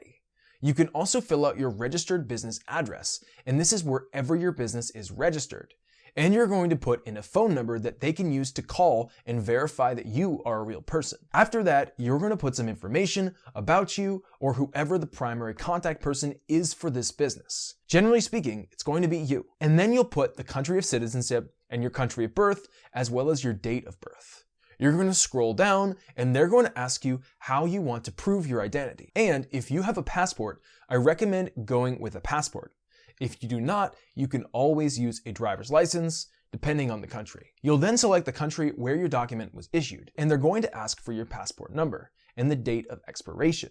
They'll also ask for your residential address, and you'll have to fill out all the information right here. And if you're the one that owns the business, you're going to click on Confirm if primary contact person is the beneficial owner of the business. If you're opening a business for a different person, you'll select the other options down below. If you've added all the business owners, you'll go ahead and click Yes. If you've not added all the business owners, click No, and Amazon will ask for some more information about the business owners. So then check on this box and click the Next button. For the next section, you're going to need a valid bank account number as well as a valid credit card. And this is the third most common mistake that get most people denied from being able to sell on Amazon and sometimes even banned. If you try to use a debit card or specifically a prepaid debit or credit card, oftentimes Amazon will not accept that and they will ban you. And they're not going to really tell you why. So make sure that you have a valid credit card. We'll then click Continue. You're then going to click Add a bank account, and it's going to ask you whose name is on the bank account. Is it your personal name? Is it your business name? If you do have a business bank account and the business name is the same name as your LLC, you'll click on that button. But if your bank account is in your personal name, then you'll click on your personal name. We did an in-depth video showing how we got the LLC for Carnivore Jerky, the EIN, and the business bank account. I'll link the video up here, and I'll also link the entire playlist of this series where I'm starting this Amazon business from scratch in the description down below. Then you're going to select which bank is your financial institution associated with. For Carnivore Jerky, we ended up going with US Bank because they have free business banking. And not all banks have free business banking accounts. If you're not in the US or you're traveling, you can always open up a bank account with Payoneer or First World Bank. You're then going to put in the routing number as well as your bank account number. And if you have any checks, the routing number is going to be that first 9-digit number, and the bank account number will be the second number on the check. You'll then scroll down and click on Verify Bank Account. You're then going to put in your credit card information for your monthly subscription fee. As a reminder, they're only going to charge you this once, and they're not going to charge you again until you start actively selling on Amazon. So you'll scroll down and then you'll put in your credit card number, the expiration date, and the cardholder's name. You're then going to scroll down and click Next. At this point, you're going to put your store's name. And your store's name can be whatever you want it to be. I recommend having it be the same as your LLC, but it doesn't need to be. If you want it to instead be the name of your product, that's okay as well. In this case, our store name is going to be Peak Primal, and this is the name the people are going to see on Amazon when they buy our product or they come to our store. Amazon's then going to ask you, do you have a universal product code? A UPC code is the barcode that's on just about every single product in the world. When you go to Walmart or when you go to the store and they scan that barcode, that is the UPC code. So if you're selling products that you've bought from a retail store, they're already going to have a UPC code. But if you're selling your own passion product, a brand new product like a private label product or a passion product, which is what I recommend selling on Amazon, then you will need your own UPC code. And you can go to gs1.org and click on Get Your Barcodes to buy barcodes. You can buy a single barcode for as cheap as $30. For carnivore jerky, we did buy UPC barcodes through GS1, so I'm going to select yes. It's then going to ask you if you have any diversity certifications for your business. If you are a minority, women, veteran, or LGBT-owned business, I recommend applying for one of these diversity certifications. Amazon does sometimes highlight companies with these certifications in the search results as well. However, in this case, we do not have any of these certifications, so I'm going to select no. The last question is, are you the manufacturer or brand owner for any of these products you want to sell on Amazon? We are the brand owner, even though we are not the specific ones manufacturing it. We own the brand, so in Amazon's eyes, we're going to select yes for this answer. We did do a video as part of this series where we went in depth and talked about how we found a manufacturer, and I'll link that down below and up here as well. Another question they'll ask is, do you own a government registered trademark for the branded products that we're going to sell on Amazon? And we do. We did apply and received a trademark for this product. So I'm going to select yes, and I'm going to talk about how we applied for this trademark in a later video on this series. So make sure that you subscribe to get that video. Then we're going to click on the next button, and it's going to take us to the final screen where we're going to verify all of our information. As we scroll down, it's going to ask us to upload a passport. You can take a high quality photo or do a scan of your passport and upload it here. It's going to ask for our proof of address, and there's a few different ways that you can do this. You can upload a bank account statement or a credit card statement. You can print that off as a PDF and upload that document here as well. You're then going to select Next. And this leads us to the fourth mistake that people make when applying for the Amazon seller account, and that's not being patient. Sometimes it does take a little bit of time for Amazon to approve your account. But before I go to the fifth most common mistake that ends up getting people banned from selling on Amazon, let me quickly show you some of the pros and cons of the individual versus the professional selling plan. As I mentioned before, with the professional selling plan, there is a $39.99 monthly fee. However, as I said, there's a 99-cent fee per item that you sell if you're on the individual plan. That's why, again, if you plan to sell 40 or more items, just go with the professional plan. Because on top of that, the professional plan comes with all of these other features that we're going to go over. For instance, if you have the professional plan, you can manage inventory using spreadsheets and reports, which makes it so that if you're uploading a lot of items, it's going to make it a lot easier. There's also some other advantages to being able to manage inventory using spreadsheets. For instance, you can have a lot more control when you're uploading your item using a spreadsheet, and it makes it easier to change certain things. You're going to be able to manage orders using order reports and order-related feeds if you have a professional plan. And if you have the professional plan, you can set up your own shipping rates for your products. And this is really helpful if when someone buys a product on Amazon, you're going to be the one shipping it. Now this is called FBM, which stands for Fulfilled by Merchant, and it's one of two different ways that you can sell on the Amazon platform. The other way that you can sell on the Amazon platform is called FBA, which stands for Fulfilled by Amazon. FBA allows you to send all of the products that you want to into the Amazon warehouse, and whenever you get a sale on Amazon, Amazon's going to pick, pack, and do all the shipping for you. If you enroll in the FBA program, it's also going to make it so all the products that you send into the warehouse are Prime eligible, meaning that when people are scrolling on Amazon and they see your product, they're going to know that if they buy it, they can receive it in just 2 days. And people are much more likely to buy Prime eligible products. So I genuinely recommend using the FBA program. But if you are going to be using the FBM program, there's another reason why you might want a professional seller account, so that you can change the shipping rates. You can also get access to promotions and gift services. This will allow you to sell your products at a discount and do special offers that are going to lead to getting more sales. There's a bunch of other things that you'll get with the professional selling account that you just don't get with the individual seller account. But the fifth most common reason why people get banned from selling on Amazon is as soon as they get approved, they go in and they change the credit card details. They change the bank account details. And this is a red flag to Amazon because Amazon's assuming that you're trying to trick the system.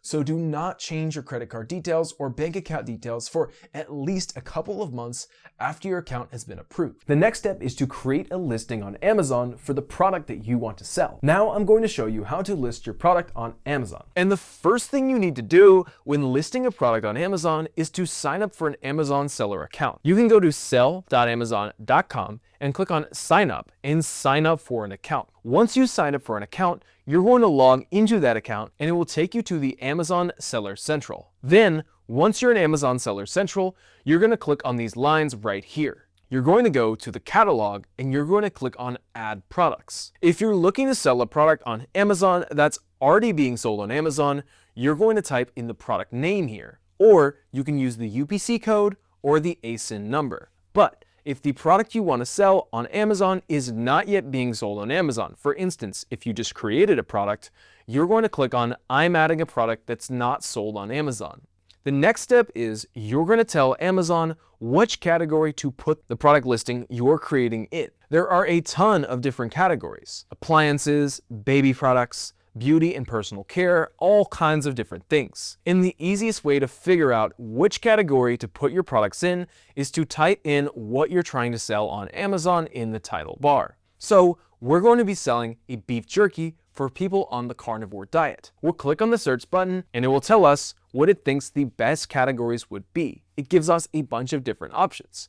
And after looking at all of these different options, I think that grocery and gourmet food is the best option. Now, if you're not sure what the best option is for you, you can look at similar products that are being sold on Amazon to try to figure out what category they're being sold in. Once you figure that out, you're going to select the category. And for this video, I'm going to be using a real product as an example.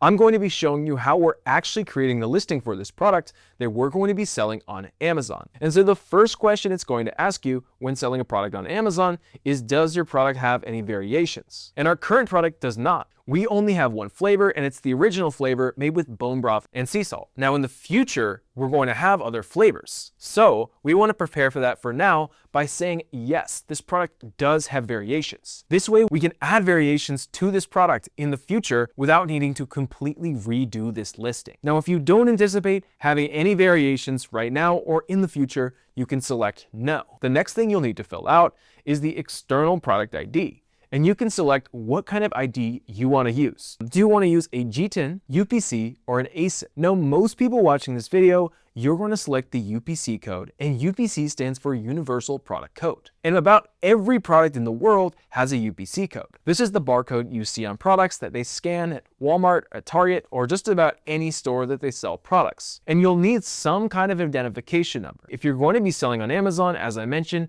a UPC code is the most common one. And to get a UPC code for your product, you're going to go to gs1.org and select Get Your Barcode. And it used to be that you had to buy 10 barcodes at the same time, which was around $250, but some point recently, GS1 has allowed you to buy just a single barcode, amazing, for just 30 bucks. And I highly recommend paying the 30 bucks and getting a legitimate barcode. There are other websites where you can buy barcodes for cheaper, but oftentimes by trying to save a little bit of money, it's going to cause a lot of headaches down the road, so it's better just to get it from the official source, which is only gs1.org. And once you get your barcode, you'll type those numbers in here. If for some reason you're selling a product that does not require a UPC code, you can select I do not have a product ID, and it will make you apply for an exemption. The next thing that Amazon is going to ask you to do is to put the name of your item. And this is going to be the title of your Amazon listing. And so when people go to Amazon and they search for your product, they'll see your title, the main images, the price, and the number of reviews. So the title is one of the most important things in your listing. And a lot of people don't pay enough attention to this. And so the title we decided to go with for the product is Carnivore Jerky. Grass-fed beef jerky, 3 simple ingredients, all-natural carnivore diet snack, sugar-free, keto-friendly protein, made with bone broth and sea salt. Now, the reason we have such a long title, and the reason that we started with Carnivore Jerky, is because the way that Amazon works, and Amazon at the end of the day is just a search engine. People go to Amazon to search for products that they want to buy. Usually, people are not going to Amazon to search for your specific product. They're searching for what they want to purchase, and they happen to find your product. Say, for example, people go to Amazon and they search for things like carnivore diet jerky. And we want to let Amazon know that our product is a jerky for the carnivore diet. And so when people are searching for it, our product will go to the top of the search results. And the way that Amazon works is the product at the top of the search results gets the most sales. Here's a graph of how many sales products get depending on what position they are in the search results. And you can see the top product gets the most of the sales, followed by the second product, third product, fourth product, and it's actually exponential. So the higher up in the search results you can get, the better your product is going to sell. And the only way that Amazon is going to know if your product should even be in the search results is based on your title and your bullet points and the keywords you give to Amazon, because that lets Amazon know what searches are relevant to your product. So I'll go into depth later in this video talking about how to figure out what keywords you should add to your title. But for now, this is the title that we'll use. The next thing is the brand name, and you're going to put the brand name of your product. Now, if the product you're selling does not have a brand name, you can check this box right here to let Amazon know. If your product does have a brand name though, you're going to have to go through one of two processes. The first is the brand registry process to let Amazon know that you actually own the brand that you're talking about. And part of going through brand registry is you do need to file for a trademark. But don't worry, if you don't want to go for brand registry, there is a second option here, and this just involves writing down a brand name. Amazon will require you to upload a picture of your product with the brand name on it, and upon approval, your listing will be able to go live with a brand name on it. However, you won't have access to other brand features like storefront pages, A+ content, and lots of other great things that brand registry contains. Once you're done filling out this information, you're going to click on continue. The most important part of listing your product, in my opinion, is the images and the bullet points. And we're going to get to that in just a few minutes. But for now, we need to fill out this vital information. And the first question they ask is, who is the manufacturer? And you can put almost anything you want here. And if it's your first product, you can put your own brand name here. Even if you use a third-party manufacturer, it doesn't matter. We're going to put carnivore jerky. For this example, for each unit count, we're going to go ahead and put 1 because we're going to be sending in 1 pack of carnivore jerky. The next question is the product expirable? And the answer to this is yes, because our product is a consumable product. It has a shelf life of around a year. It will expire after that. Now, if you're selling a product that does not expire, you'll select no to this. For instance, AJ, a student from our program, has a product called cocktail cards, and since the product is made out of cardboard, it never expires. So in that case, we'd select no. Another thing to note is when doing a food or consumable product, Amazon will typically require that you upload a COA, which is a certificate of analysis. This is basically showing that your product contains what you say it does. Amazon started cracking down on this a few years ago when they caught a lot of counterfeit supplements being sold on the platform. Typically, Amazon will accept one directly from your manufacturer, and you can have them send that through and then upload it onto Amazon. However, if Amazon does not trust the one they get, or they reject it, you may have to pay a third party to do an analysis of the product themselves. This can run you several $100s, and there's a couple Amazon approved people they'll recommend you work with. After this, you'll let Amazon know what the country of origin is. And since our product is manufactured in the United States, we're going to put United States. The next question is the unit count. And our product comes in a 4-ounce pack. So for unit count, we'll put ounce and set the number at 4. You can change this to different things. There's other options. You can put different things depending on the type of product you're selling. But to keep things simple, we're going to put 4 ounces. Then you'll select whether your product contains liquids. It's a no for us. Is the product heat sensitive? But if you were selling something like chocolate, you would do yes. And we'll also put the form factor. And for this, I'm just going to select standalone because it's a standalone pouch, and it will ask you, is the package level orderable? And for most people watching this video, you're going to select yes. This is a little bit more of a complicated one, but don't worry about it for now. If you want more information about any one of these things we're going over, you can always hover over the question mark for any of these different things, and Amazon will give you a more detailed answer. We're going to go ahead and select yes though. What this basically means is that the package that you're creating the listing for is something that people can order. And before we click save and finish, there are some things that we need to fill out. So let's go over to the offer next. And the first field is for the SKU. The SKU, or SKU, stands for stock keeping unit. And you can put whatever you want here. If you want to leave this blank, you can, but then Amazon is just going to randomly assign you a stock keeping unit. If they did it themselves, they'll just use a bunch of random numbers and letters. This is mostly just for your own organizational purposes. So what we're going to put here is just jerky 1. This way in the future, we can add more flavors and just change it to jerky 2 or whatever the flavor happens to be. Amazon's also going to ask you what your price is going to be, and we're going to put $19.97, and this is the standard price. I'll show you later how you can always discount your product and put it on a sale for a limited time. Next up, Amazon's going to ask you how much quantity you have of the products that you're going to sell, and this is only relevant if you plan on doing fulfilled by merchant. And I'm going to explain that in just a second. But before I get there, it also asks you, what is the condition type of this product that you're selling? And for most people selling products on Amazon, we're going to put new. But now we get to an important question. And that is, what is the fulfillment channel of this product? And fulfillment channel basically just means, are you going to ship it or are you going to allow Amazon to ship it for you? And so the way that this works is you have two different options here.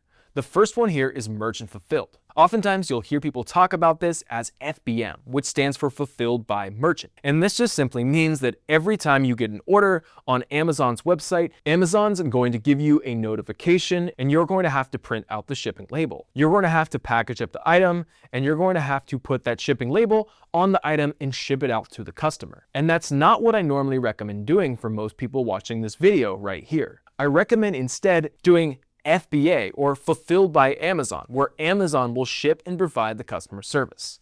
This is where you send in a number of units of your product ready to go into the Amazon warehouse, and when Amazon gets an order, they're going to pick, pack, and ship it out to the customer. This is going to save you a lot of time, but also a lot of money because Amazon has cheaper fulfillment rates because of their big deals with their fulfillment partners. In addition to that, by selecting that Amazon will ship and provide customer service, you're also going to get more sales because when you send your products into the Amazon warehouse and you select this option, it will put a little Prime badge on your product listing, meaning that every time someone goes to Amazon that's a Prime member, they will see this and your listing will be put higher in the search results. And they'll know that when they buy your product, they're able to get their product shipped to them in 2 days or less, and Prime customers are much more likely to buy Prime eligible products. Amazon knows this, so they'll usually put Prime eligible products at the top of the search results, meaning ultimately more sales for you. There are over 150 million Prime members in the United States, and that number is continuing to grow. And these people all want Prime eligible products. So I highly recommend, if you want to create a passive income source for yourself, then select Amazon will ship and provide customer service. Once you're done with that, we're going to go to the next section, which is the images. And this is one of the most important parts that so many people overlook. And the reason, again, is because when someone searches for a product that they want to buy, all they see for the products is the main image. The title, the price, and the number of reviews. And the main image is probably the most important thing because images grab attention. If you can capture attention with your main image, they're highly likely to click on your product. And if they click on your product, they're very likely to buy your product. So you want to make sure that you have the perfect main image, and to create the perfect main image, you'll want to have an image that's going to stand out in the search results and perfectly matches what people are searching for. That's why with this product, we use FBA creatives and created packaging that says carnivore beef jerky in big white and yellow letters, and it's black packaging. This is going to strongly contrast with Amazon's white background. People are going to see this black packaging, and they're also going to see that it says in big white letters, carnivore, and in big yellow letters, beef jerky, which is exactly what they're searching for. Because most of the sales that we're going to get are probably from people searching for carnivore beef jerky. So for our main image, we're basically just going to be showing the product packaging, and to upload your main image, you're going to click right here on upload and you're going to select the image you'd like to use. So we use FBA creatives for all of our product design work, from packaging to images to branding. They specialize in creating images that actually convert on Amazon. Super clean, professional, and optimized for the marketplace. If you're an Amazon seller, they can seriously level up your listing. And the best part is, I've got a link below where you can get 40% off. Just use that link to grab that discount. And this is the image that we have right now. One of the things you always want to do is make sure you have as little white space around your image as possible, because the less white space you have, the bigger your product's going to look in the search results. In addition to your main image, you can add up to 8 additional images, and you want to make sure to add as many images as possible for your product, because when people are buying something on Amazon, they can't pick it up, they can't physically hold it, and the only way they can know what it's like to own your product is by looking at these other images and even a video.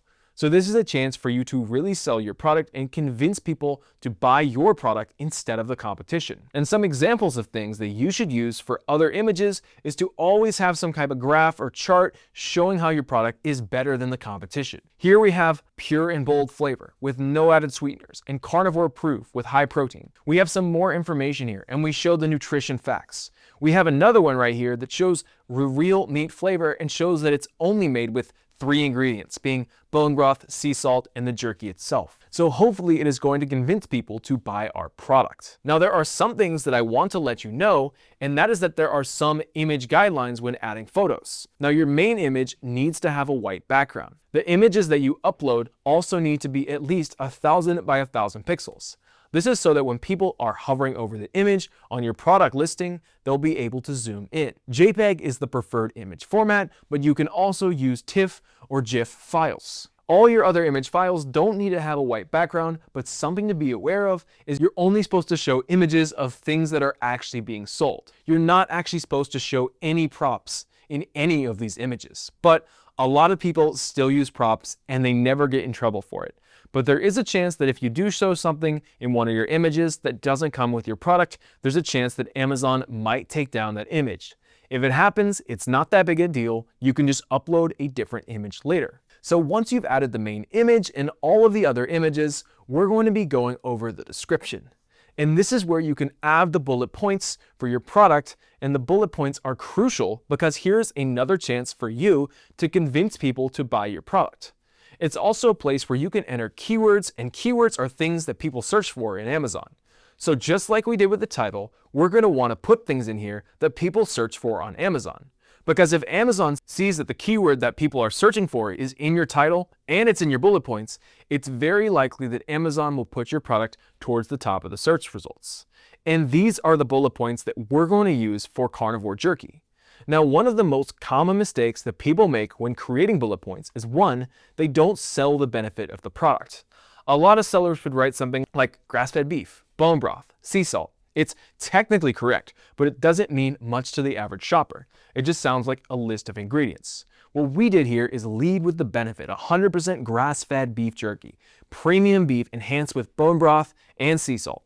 No fillers, no sugar, just pure protein from pasture-raised cattle. Now that's something people connect with. It tells a story, it builds trust, and it makes the product sound worth buying. Don't just tell people what your product has, tell them why it matters. Start with the benefit and then use the features to back it up. That's how you write bullet points that actually sell. You want to go through and figure out, why do people want to buy your product? Put them in capital letters. And then you'll click add more and you'll get to the next bullet point in after that. And you can do this for all 5 bullet points. Once you're done filling out your bullet points, Amazon asks you, is there any kind of mandatory cautionary statement? Look through these different examples here and see if any of these apply to your product. If none of them do, you can click on no warning applicable. Before we click on save and finish, there's actually more options that are hidden.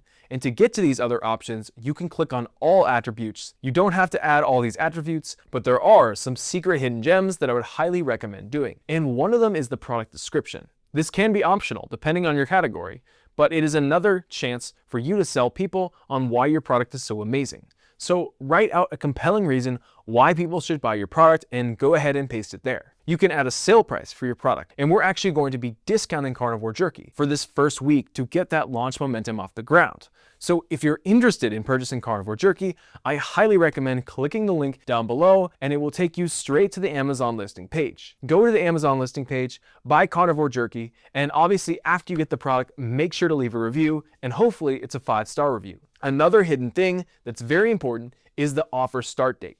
And you want to make sure that you're going to be selling a product in the future. You don't want to release it too soon, because if you don't select an offer start date, then what's going to happen is as soon as your listing gets approved, your product's going to be available for sale. And that's really bad. That's something that you would want to avoid, because the way that Amazon works is you want to try to get as many sales as possible from day one. So if the first day you're selling on the listing is just whenever Amazon approves your listing, it's going to make it so your product has no sales when it first comes available for sale. So you want to make sure you put this date as a date in the future. That way you can prepare for that launch week and make sure the whole launch week you're ready for, you have emails ready to go, and you have people that you know will purchase.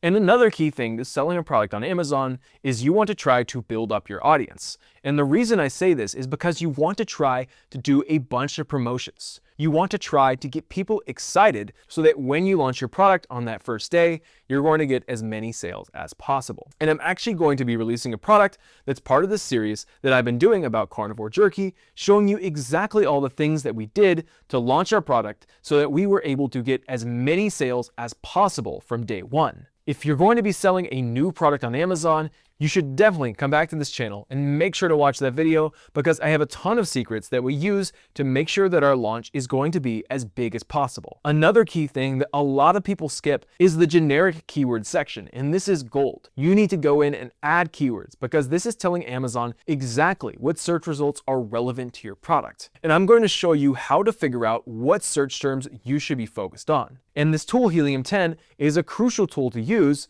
if you're going to be selling a product on Amazon, because it's going to help you to figure out what search terms, which keywords you should be targeting. And by using this tool, it's going to make it so you have a better title, better bullet points, and better keywords. You can figure out these search terms, and ultimately, it's going to make it so your product gets more sales. I have the link with a discount code in the description for Helium 10. It's the best discount on the entire internet, so make sure to take advantage of that. And so once you sign up for Helium 10, there's actually two different tools here that are going to help you figure out which keywords to target. One is the Magnet tool, and the other one is Cerebro. And the way the Magnet tool works is you type in the things you think people would type in Amazon to buy your product. We thought that carnivore jerky or carnivore diet jerky is a thing that most people are going to type into Amazon to find our product. And Helium 10 lets you know how many people per month actually search that on Amazon. And it turns out over 1,000 people per month search for carnivore jerky, which is a great sign. And it means that this is one of the things that we want to make sure to include in our title, in the search term and bullet points, and also in the generic keywords. But the other thing that this tool does is it actually gives us other ideas that people might be typing into Amazon that we might want to try to use as search terms. Now, not all of these keywords are relevant, but you can go through and you can try to figure out which ones are the most relevant to your product that also happen to get the highest search volume. By doing this, we came up with this list of things that people are searching into Amazon where they might be interested in our product. And we have things like carnivore jerky, carnivore beef jerky, carnivore snacks, keto jerky,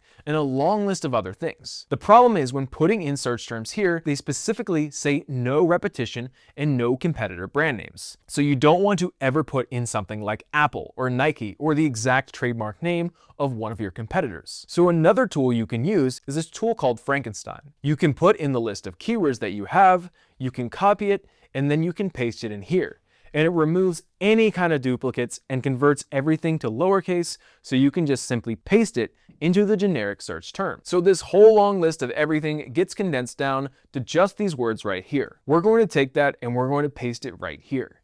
As I mentioned, you should also use these keywords and make sure you include them in your title and your bullet points. Once you have your Amazon listing created, you can send inventory into the Amazon warehouse. The first step to send inventory into the Amazon warehouses is to go to sell.amazon.com and click sign up for your Amazon account. After you sign up for your Amazon seller account, you're going to need to add the product that you want to send into the Amazon warehouses into your inventory right here. And to do that, you're going to go to catalog and click on add products. And if you're going to try to send in a product into the Amazon warehouse that's already being sold on Amazon, you're going to type in the name of that product here. If the product you're looking to sell on Amazon is not currently being sold on Amazon, you'll click on this link right here. Amazon will then ask you to fill out some information about your product. And once you're done with that process, if you go to your inventory and then manage all inventory, you will see that product right here in your inventory. No pro tip here, you may have to wait up to 15 minutes because it can take a little bit of time for Amazon to process through the information that you give it. Make sure to like this video because I'm going to be sharing with you all of my secrets that I use for when shipping inventory into Amazon to save a lot of time and money. But one important thing that I want to note is that when you're adding a product into Amazon, you don't need to have your Amazon listing perfect. You just need to create a basic listing. It's a good enough listing that we could use it to send in the inventory into the Amazon warehouse, and then we can fix it up in the meantime. As we'll talk about in a second, this process will take a couple of weeks. And you don't need to worry about creating your own listing if you're selling a product that's already being sold on Amazon. But if you're looking to sell on Amazon so that you can create a legitimate passive income business, I don't recommend selling products that are already being sold on Amazon. I recommend creating a unique product instead, ideally a passion product, which is what we teach on this channel. But once you're ready to send in your inventory, you're going to click here and you're going to click Send/Replenish Inventory. And warning, there are 5 mistakes that people make when trying to send in inventory to the Amazon warehouses that ends up costing them thousands of dollars. And the first mistake that you need to avoid when sending an inventory into the Amazon warehouse is to make sure that the ship from address is correct. And if you have the wrong ship from address, you can click here and click ship from another address and put in the address of the place that you're actually looking to ship from. A lot of times people make the mistake of putting the ship from address as their home address when in fact they're shipping products from their manufacturer straight into Amazon. And that's what we actually did with Carnivore Jerky. We had the manufacturer send in one batch that finished first so that we could get it up on Amazon quicker. The next step is to make sure that you're sending in the right product. You can look here at the SKU number, and the SKU stands for stock keeping unit. This is just a number that you assign to your product. There's also the ASIN number here, and the ASIN number stands for Amazon Standard Identification Number. Every single product on Amazon has a unique ASIN number, and you'll want to make sure that this ASIN number is correct. If it is the correct product, it should be the correct ASIN number. But the next thing you're going to do is go over here and put in the packing details. Now, since we've already sent in inventory into the Amazon warehouse, we already have these templates here and we can just use the templates. But let me show you how to create a new template. If this is your first time doing it, you're going to click on Create New Case Pack Template. You're then going to put in a name for this template. I'm just going to call this 150 tests. And then you're going to go ahead and put in how many units of your product is going to be put into every single box. And then we put some pouches of Carnivore Jerky into every box that we're sending into Amazon. But I'm going to put the number of pouches here. Then you're going to measure the box and put the box dimensions. You're also going to weigh the box with all the units in the box and tape and everything on the box to see how much it weighs. You're then going to look at the prep category, and for most products, there's no prep needed. But click on this and just look to see if there's anything special about your product. For instance, is it an adult item? Is it baby products? Is it fragile or made of glass? Are there liquids anywhere where Amazon might need to know that there's more prep needed? For us, there's no prep needed, so we're just going to save that. And the last thing we're going to go ahead and do is select who labels the units. I recommend always for you to do the labels yourself. Do not have Amazon label the units because they're going to charge you 50 cents per unit, and we actually have a big horror story with Amazon incorrectly labeling our units and putting the wrong product on there. Labeling your units just means you're adding on your UPC or FNN SKU barcode to every single unit that you're going to be selling. And you add the barcode on as a sticker. If you go here, you can just print your SKU labels. You can put on how many units you need labels for. For instance, let's say we needed 30, and then we'll click on print, and you'll get a paper that looks like this with a bunch of different barcodes. And you can pretty easily buy sticker paper and you can put into any printer. Print out those labels and just slap them on your product. Or if you don't want to do all this work yourself, you could always ask your manufacturer to do it and they'll do it for a small fee. But what I actually recommend doing if you're selling your own unique product is to just print the barcode right onto the packaging of your product. And this is what we did for Carnivore Jerky. It saves us time and money because we don't have to deal with printing out and buying sticker paper and labeling every single unit. All our packaging will already have the barcode on it. You'll then tell Amazon how many boxes you're looking to send in. And right now, Amazon's limiting it. So you can only send in 1,000 units if this is your first time selling the product. Otherwise, the number will be dictated by your monthly sale volume. Once you start getting some sales volume, they'll up that number so that in the future, you can send in more inventory at once into the Amazon warehouse. You can then click on Ready to Send and then click on Confirm and Continue.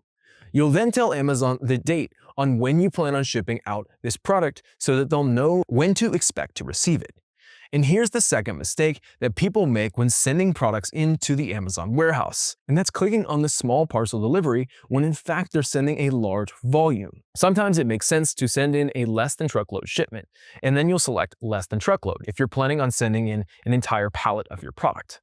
Less than truckload means it's not an entire truckload of a product, it's just one pallet.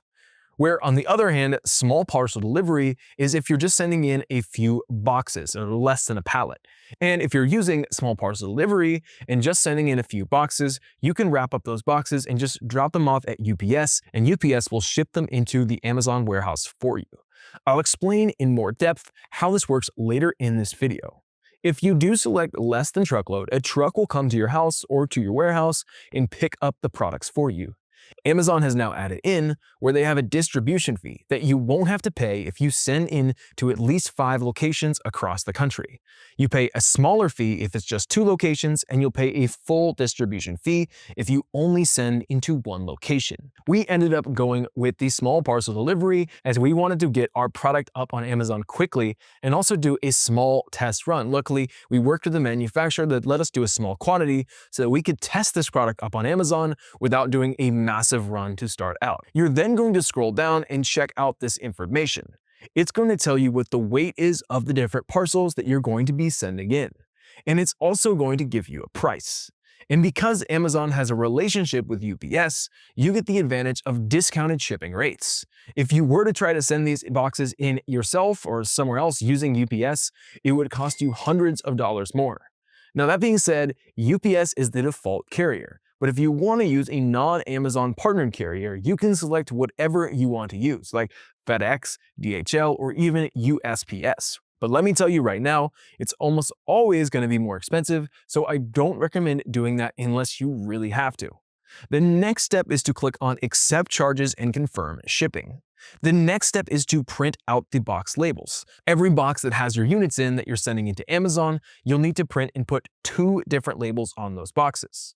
One with the shipping label and one that shows the contents of the box for the warehouse's reference purposes. And to get those labels, you're going to click right here and you're going to click on Print. We're doing 6 boxes, so there's going to be 12 different stickers. And as I mentioned, there's 2 stickers for every box.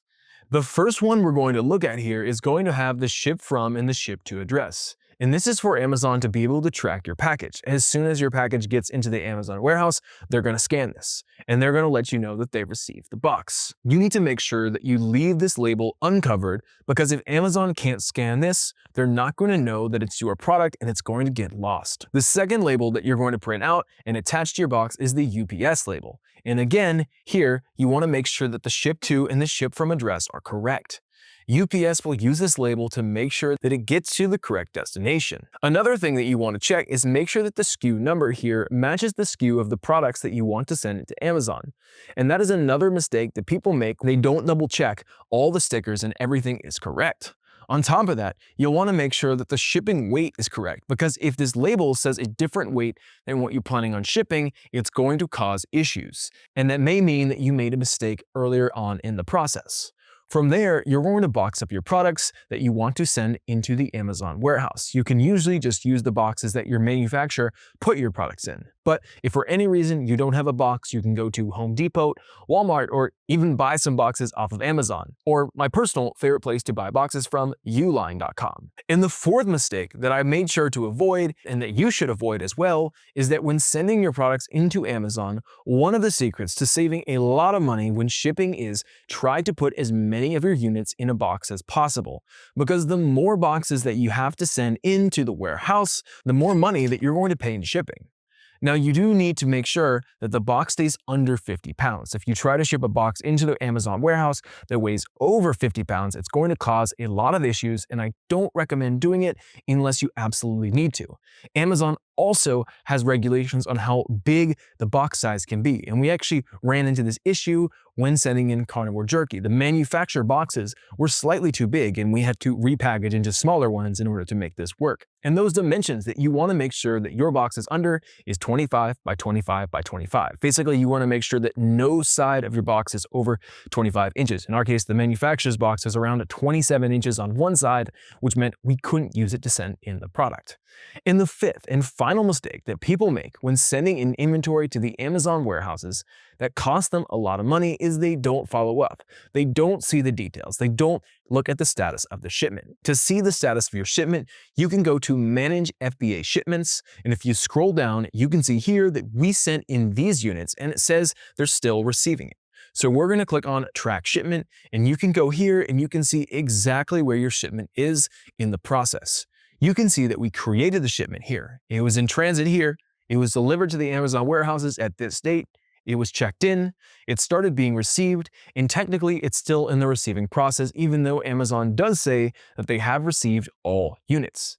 And it does say here that Amazon will confirm all the units in the shipment, which is more than a month after they initially received it at their warehouse, which is another thing to note.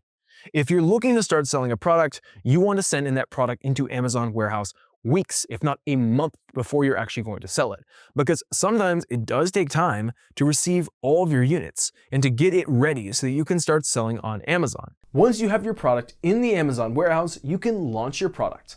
And I'm about to show you how I launched my Amazon product and going to share all the secrets that I used to launch the product. There are so many great nuggets in this next section coming up that shows exactly how you are able to launch your product yourself as well. However, if you want all of mine and Travis's secrets on how to do an amazing product launch, as well as get the support of all of our team and our community for your launch, the Passion Product Formula could not be a better place. We're constantly improving it to be the best community to launch your Amazon product in. Again, the link is down there in the description if you're ready to take that next step. But with that being said, let's talk about how we launched our product here today. This is the exact formula that you can use to game the Amazon algorithm, get your product to the top of the search results, and make as much money selling products on Amazon as possible. And this works even if your product has 0 reviews. And I know that because I was able to use this method to launch a new product on Amazon and get to the top of the search results from day 1, even though my product had 0 reviews. And there's new research out that'll show you how to optimize your product to make as much money as possible with Amazon. And success on Amazon is directly tied to how well your product ranks for different keywords. And keywords are what someone types into Amazon when they're searching for a product to buy. And the way that Amazon works is when people go to Amazon, they search for whatever they're interested in purchasing, and then Amazon's algorithm determines how relevant your product is in their search results. And the crazy thing is that this graph right here shows that the top product that comes up in the search results gets most of the sales, followed by the second, third, and fourth product. And it's actually exponential, which means the higher up your product is in the search results, the more sales you're going to get. And the way to get your product up higher on the search results is through sales velocity. And sales velocity basically means over the last 8 days, how much of your product have you sold? And the more you can sell of your product, the higher up Amazon's going to put your product on the search results. And that's where this formula comes in. You can think of sales velocity as 3 different components. The first component is your click-through rate, meaning when your product shows up on the search results, how often does someone click through from the search results into the actual product listing page? The second number is the conversion rate. So once someone sees your product listing page, how often do they actually purchase the product? And your goal is to optimize these numbers as much as possible. And we've talked about in previous videos in this series how to do that. And here's some new research that shows you how to optimize your click-through rate. And researchers hooked customers up to a computer, and the computer tracked where their eyes were looking. And this heat map shows where they were most likely to look. And the more red something is, that means the more people were looking at that area. And we can see here that the number one thing that people look at is the main image. That's where it is all red in this main image. So this means the most important thing that you need to optimize to get a high click-through rate is your main image. That's why it's really worth investing some time in a high quality image rather than slapping on the first thing that you see. People cannot try your product before they buy it. They can only see it. And as we've just noted, the main image is the most important thing for your click-through rate. And if you're looking to get great product images created that are optimized for Amazon, Amazon, there is no better solution than FBA Creatives. FBA Creatives is a team of designers that specialize in Amazon graphics, including that main image. We do have the hookup for them below, so click that link in our description if you're looking to create the highest quality listing image. The other thing that we can see is that people look at the sales price and the title. So using this information, we really want to make sure we maximize and make the best main image that we possibly can. Because the better your main image is, the more likely that people are going to click through to your actual product listing. The second metric is your conversion rate. So once someone's actually clicked on your listing, you need to make sure that you maximize the chance they're actually going to purchase. And that's where this heat map comes into play. So again, researchers hooked people up to a computer to see where their eyes were looking. And again, the main image was one of the most important things that they looked at. And at this point, once they've actually clicked through, the next thing they're going to look at is the number of reviews. And your goal is to maximize the chance that when someone clicks on your listing, that they're going to actually purchase your product. And I talked about in a previous episode of this series how to do that. But just as a quick refresher, your main image, all of your other images, the bullet points, the title, and the number of reviews, you want to optimize all of those. So you're going to do everything that you can to maximize so that when someone searches for a keyword, that they're going to click on the product from the search results. That first off, your product will show up, then that your product will get clicked on. Then once they've got to your listing, that they actually purchase your product. But that's only half the equation. The other half of this equation is the ET, and that stands for extra traffic. Because when you first launch, yes, some people are going to find your product from searching for whatever your keyword is and organically find your product. But most people, for that first couple weeks that buy your product, they're not going to find your product organically. They're going to find it from one of two different possible ways. If you follow the passion product formula, you should be growing your social media. You should be growing your email list. You should be growing your tribe so that when you do launch your product, you have an email list that you can send out an email to and let them know that your product is live on Amazon, in addition to any family and friends that might support you. This is going to drive a ton of traffic to your product listing and a ton of sales. This is going to let Amazon know that you have an amazing product, and it's going to make it so that Amazon puts your product higher in the search results. In our latest carnivore jerky launch, we sent an email out to everybody on that list, telling them about our new launch and offering them a discount code to order it on that first day. This got the momentum going from customers that already trusted us. There's a chance that if you watch this video, you didn't follow that part of the passion product formula and did not grow a tribe. So this is where the second thing that you can do to drive extra sales comes in, and that's Amazon advertising or Amazon PPC. And Amazon PPC is one of the most powerful tools that you can use to get sales for your Amazon product from day one, even if you have 0 reviews. And the way that Amazon PPC works is that you can advertise on Amazon so that every time someone searches for whatever keyword that you choose, you will show up on the top of the search results. People then click on your product and they buy your product. And every time that customers do that, Amazon will realize that your product is a really good fit for this search phrase, which means that over time, Amazon is going to rank your product higher up in the organic search results. And it's important to know that on Amazon, there are sponsored search results that are going to show up at the top of the search results. And then there are organic search results that you don't have to pay any money for. They show up right below the sponsored search results. So if you really want to get to the top of the search results, you need to pay to play. But in order to have long-term success on Amazon, you need to get to the top of the organic search results, because still, most people that buy products off Amazon do actually purchase from the organic search results. Most people do have somewhat of awareness that the products at the very top are sponsored, and a lot of people will scroll past those and go straight to the organic search results. Not everybody, but a lot of people. And I'm going to show you in this video how to quickly and easily set up Amazon PPC. In fact, we're going to be able to do it in under 5 minutes. And Amazon PPC, known as Amazon advertising, works like crazy. And did you know that 66% of all people, when they're searching to buy a product online, they start their search on Amazon? And on average, People that use Amazon PPC see a return on investment of over 4 times. That means that for every dollar they spend, they get a return on their investment of $4. So let me show you right now a method that you can use to use Amazon advertising as soon as you launch your product, even if you have 0 reviews. The important thing to note is that first week of launching your product matters a ton. We can use PPC as a strategy to get as many sales as possible during the first week. And during this time, we don't even really care about profitability. We really just care about driving sales. That's because Amazon is a momentum game, especially when you first launch. Amazon is judging your product during this phase. It's looking at how successful your product is going to be, and it's ranking you based on an 8-day rolling window. Basically, during these first 8 days of sales, Amazon decides where to place your product in the search results. The more sales we can drive early on, the better. So with this product, Carnivore Jerky, we only started running a lot of PPC at the beginning. We don't like running extensive PPC long-term with our products, but the first 8 days on Amazon matter the most. Amazon is figuring out whether your product is going to be a big seller or not, and how serious you are about it. So if you sell well in your first 8 days, it matters a ton. It's not even about profitability. So I'm willing to spend more on ads because what I care more about is ranking the product and getting in front of people and building that momentum, and then scaling back. And I'm going to show you how to set up your PPC. The first thing you're going to do is click these 3 lines up here, then go to Advertising and Campaign Manager. You'll see 3 options: sponsored products, sponsored brands, and sponsored display. And actually, there's even a 4th option now. The easiest for beginners is sponsored products. It's super beginner friendly.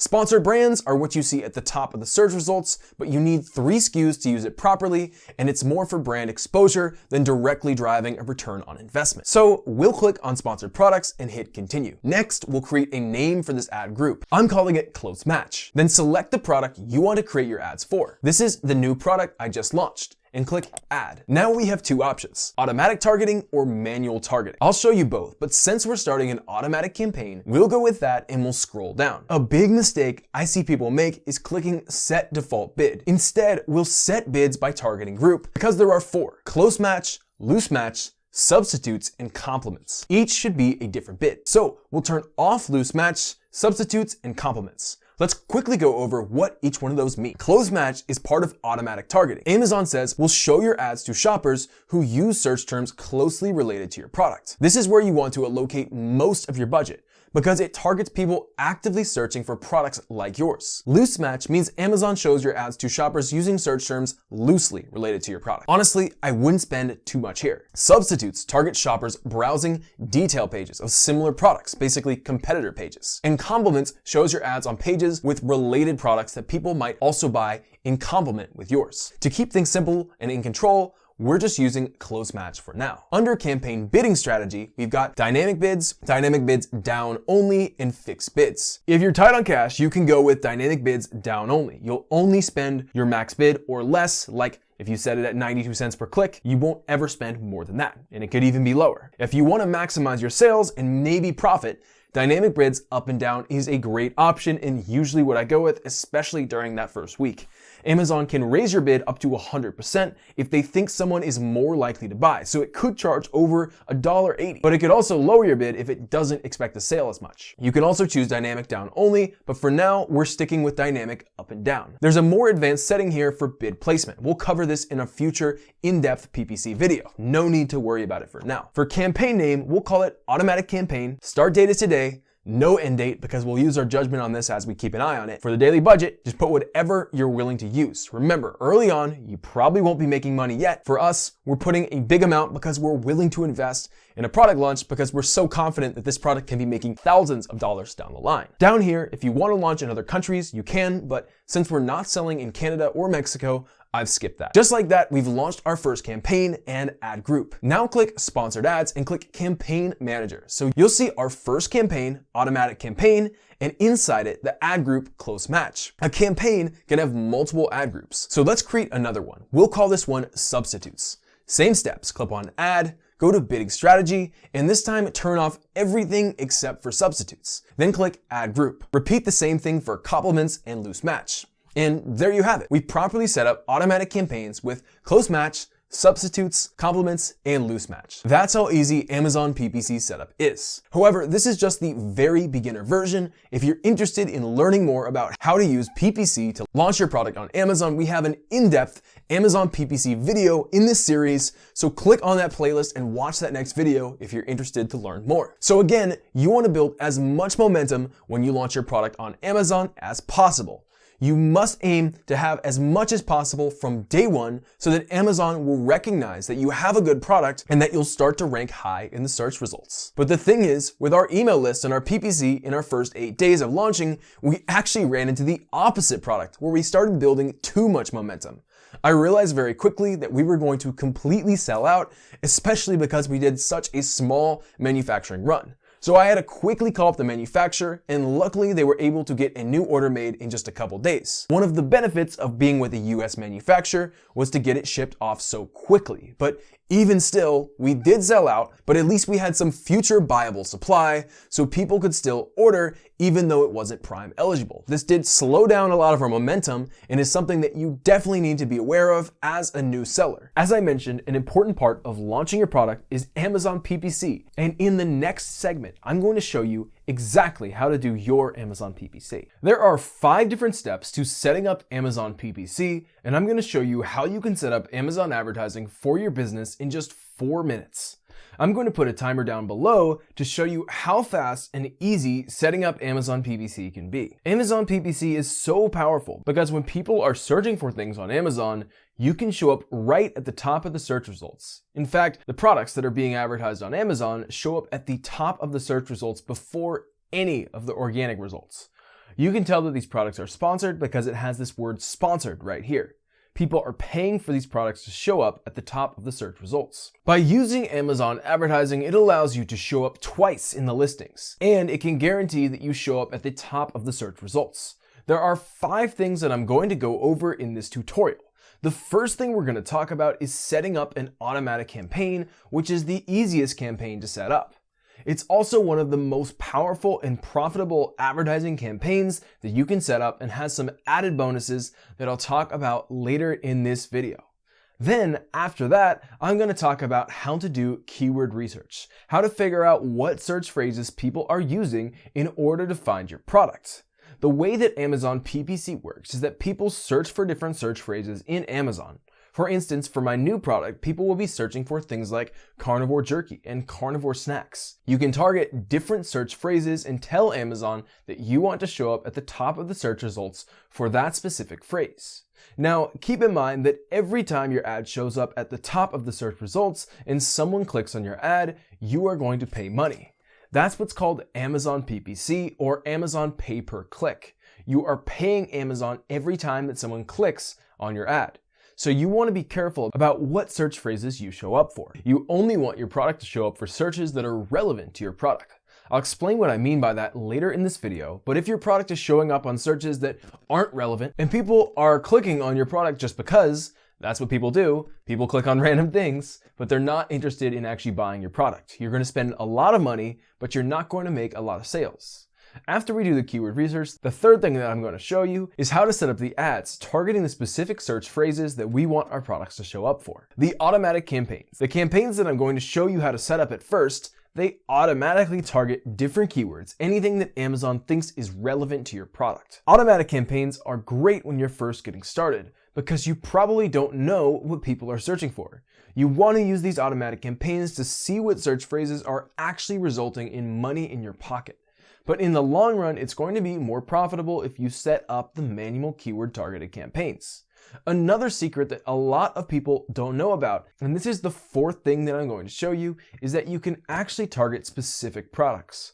This is called product targeting campaigns, and it's really powerful as well because you actually show up on your competitor's listing. Let's click on this guy right here. This is one of our competitors. If I scroll down to the bottom, I can see that these products here are sponsored products. People are paying money to show up on this competitor listing, and you can also do this. I'm going to show you how you can do this later in this video. The 5th and last thing I'm going to show you in this video is how to set up negative keywords. This is one of the most important things that most people aren't teaching, most people aren't doing.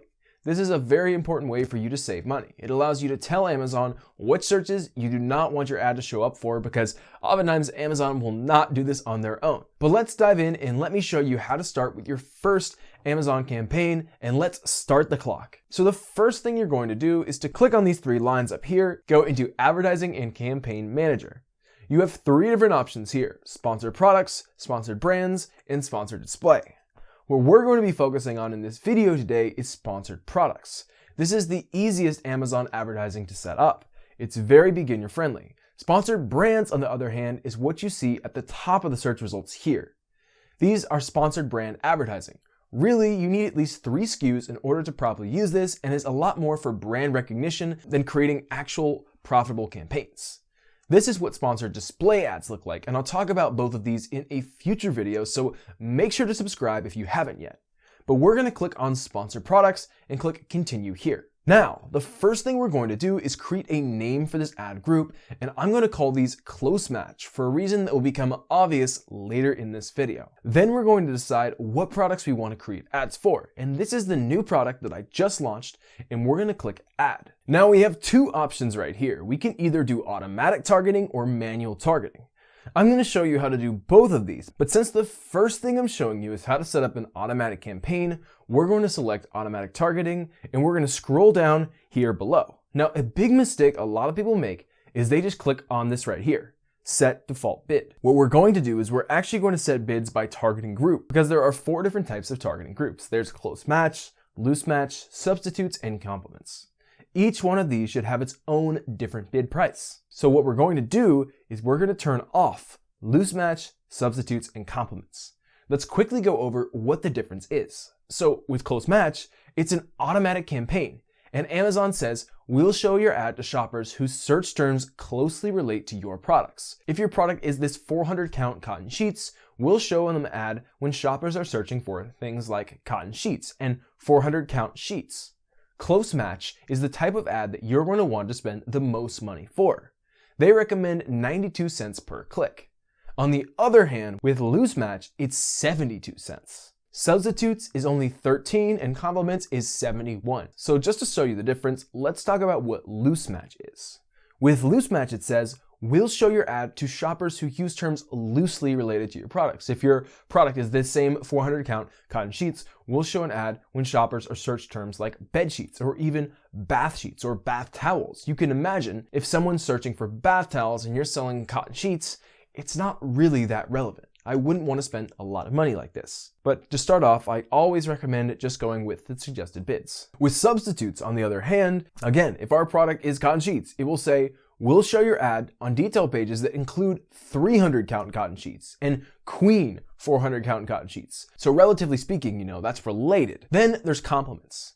Down below as well, it says, we'll show your ad on detail pages that include queen comforter and feather pillows, or products that complement the product that you're selling. So we're going to go ahead and select just close match for this one, just to keep things simple and allow us to have a little bit more control on this automatic campaign. We're not going to talk about negative keyword targeting or negative product targeting yet, though stay till the end of this video because we're going to talk about that later. We have a couple of other options here under campaign bidding strategies: dynamic bids down only, and fixed bids. It's up to you to choose which one you want to use. If you're a little tight on cash, you can go with dynamic bids down. It's going to make it so you never spend above your bid amount per click from whatever you set your max click to be. But remember, they could be lower as well. However, if you want to maximize sales and potentially even profit, dynamic bids up and down is really good. It will change your bid by up to 100% if Amazon thinks someone is really likely to buy your product. It will make it so Amazon could potentially charge up to double your max click for that bid. It will also allow Amazon to lower your bid if it doesn't think that that click is going to result in a sale. Another option you can do here is fixed bids that keeps your bid at a very set amount, but for now, we're going to stick to dynamic bids up and down. Right here is a more advanced filter that allows you to adjust your bid's placement. That's something I'll talk about in a future video. But I do recommend adding an additional budget. This will allow you to increase your bids depending on where they're showing up on the page. Typically speaking, top of page slots have higher bids as they are more valuable and more likely to result in a sale. So I typically like to put around 20 to 30% increased bids for slots that are at the top of the page. And we can do that by just entering in the number 20% right here. Then for campaign name, for this first campaign, we're gonna call it automatic campaign. The start date would be today, and we're not gonna put an end date. For daily budget, I recommend putting whatever you're willing to lose. Remember, in the short run with Amazon PPC, you're probably not going to be making a lot of money. So maybe that's $5. They recommend a suggested daily budget of $14, and I might even raise this to $50 because, as I talked about in a previous video, in this series right here, where I'm talking about this entire launch of our product, Carnivore Jerky, at this first week selling on Amazon is the most important time. So I'm not even that concerned with profitability. I just want to drive as many sales as possible. Down here, if we want to launch other campaigns in other countries, we could do that as well, but we're not selling our product in Canada or Mexico, so I'm not going to worry about that. Just like that, we've launched our very first campaign. We've launched our first ad group, and we're gonna go click here to sponsored ads and then campaign manager so you can see what this looks like. So here's our first campaign, automatic campaign. And then within it is our first ad group, close match. The way this works is you have a campaign, and then underneath that, you can have multiple ad groups. So what we're going to do is we're going to create another ad group, and this time we're going to change what the automatic campaign is. I'm going to click paste, and we're going to call this ad group substitutes. We're going to go through the same process here. I'm going to click add, and we're going to go to bidding strategy, and we're going to get rid of everything except for substitutes this time. And we're going to click add group. We're going to do the same thing with compliments here, as well as loose match. Now we've properly set up our automatic campaigns, and we have the close match, the compliments, the loose match, and the substitutes. That's how easy setting up Amazon PPC is. However, this is just the very beginner version. Let me show you a little bit more of an advanced strategy that's very easy to do, and it's going to make you a lot more money.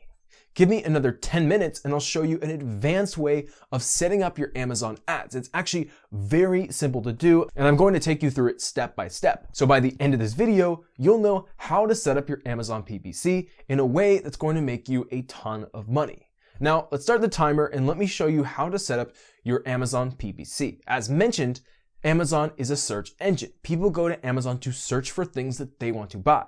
For instance, people might search for carnivore jerky or carnivore beef jerky or carnivore jerky, no sugar. All of these are different things that people are searching for on Amazon. We need to figure out what they are searching for on Amazon that's related to our products. That's where this tool Helium 10 comes in. I have the hookup with Helium 10. There's a link down below in the description. You can use that link to sign up for a free account, but if you do want to lock all the features we're talking about today, you are going to have to pay, but I think this is a cost that's very, very worth it when we talk about how much you can make with great keywords and a great product. As I mentioned, I do have the hookup with them. There's a discount code below in the description for the best deal available on the internet, and I recommend signing up for this tool for at least 1 month so that you can figure out what people are searching for on Amazon in order to buy your product. Because if you can figure that out, then you can game the system. You can hack the algorithm, get your product to the top of the search results, and make a ton of money. So use that link down below to sign up for Helium 10 to get that discount code. Once you've signed up for Helium 10, there's a tool called the Magnet Keyword Research Tool. We're going to click on that. I know that people are going to Amazon, they're searching for carnivore jerky, but what else might they be searching for? I'm not really sure.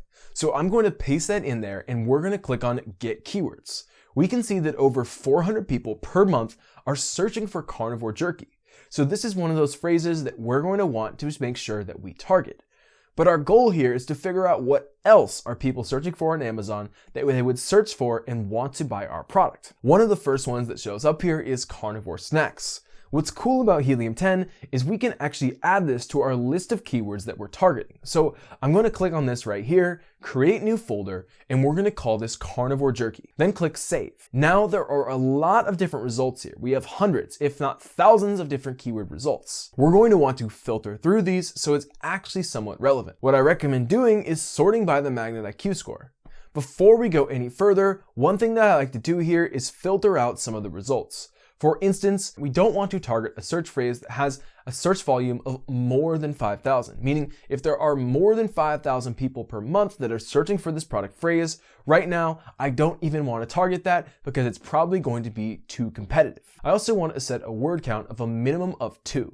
This is how many words are in the search. If someone's searching for something like a single word like electrolytes, it's just going to be too competitive. I don't want to try to compete with them. Then I want to set a couple more parameters. I don't want to find keywords that have search volume below 300 because they're just too small to be worth my time. And then we can go ahead and click apply filters. We still have a lot of filters here to choose from. Next thing we're going to do is look at competing products, and let's put a max of 100 to try to get some of that low-hanging fruit here. Just to make sure that we're not wasting our time, let's go to keyword sales and put a minimum of 2 sales. That means at least 2 sales per month are coming from these keywords. After going through these lists, I ended up coming up with these as some common things that people will be searching for in order to find our product. Now that we have these search phrases, let me show you how to properly set this up. We're going to go back to sponsored ads here. Click on Campaign Manager, and we're going to create a new campaign. We're going to click on Continue, and we're going to call this ad group Manual Keyword Targeting. We're going to add the products that we're trying to sell on Amazon. Now, depending on how much control you want,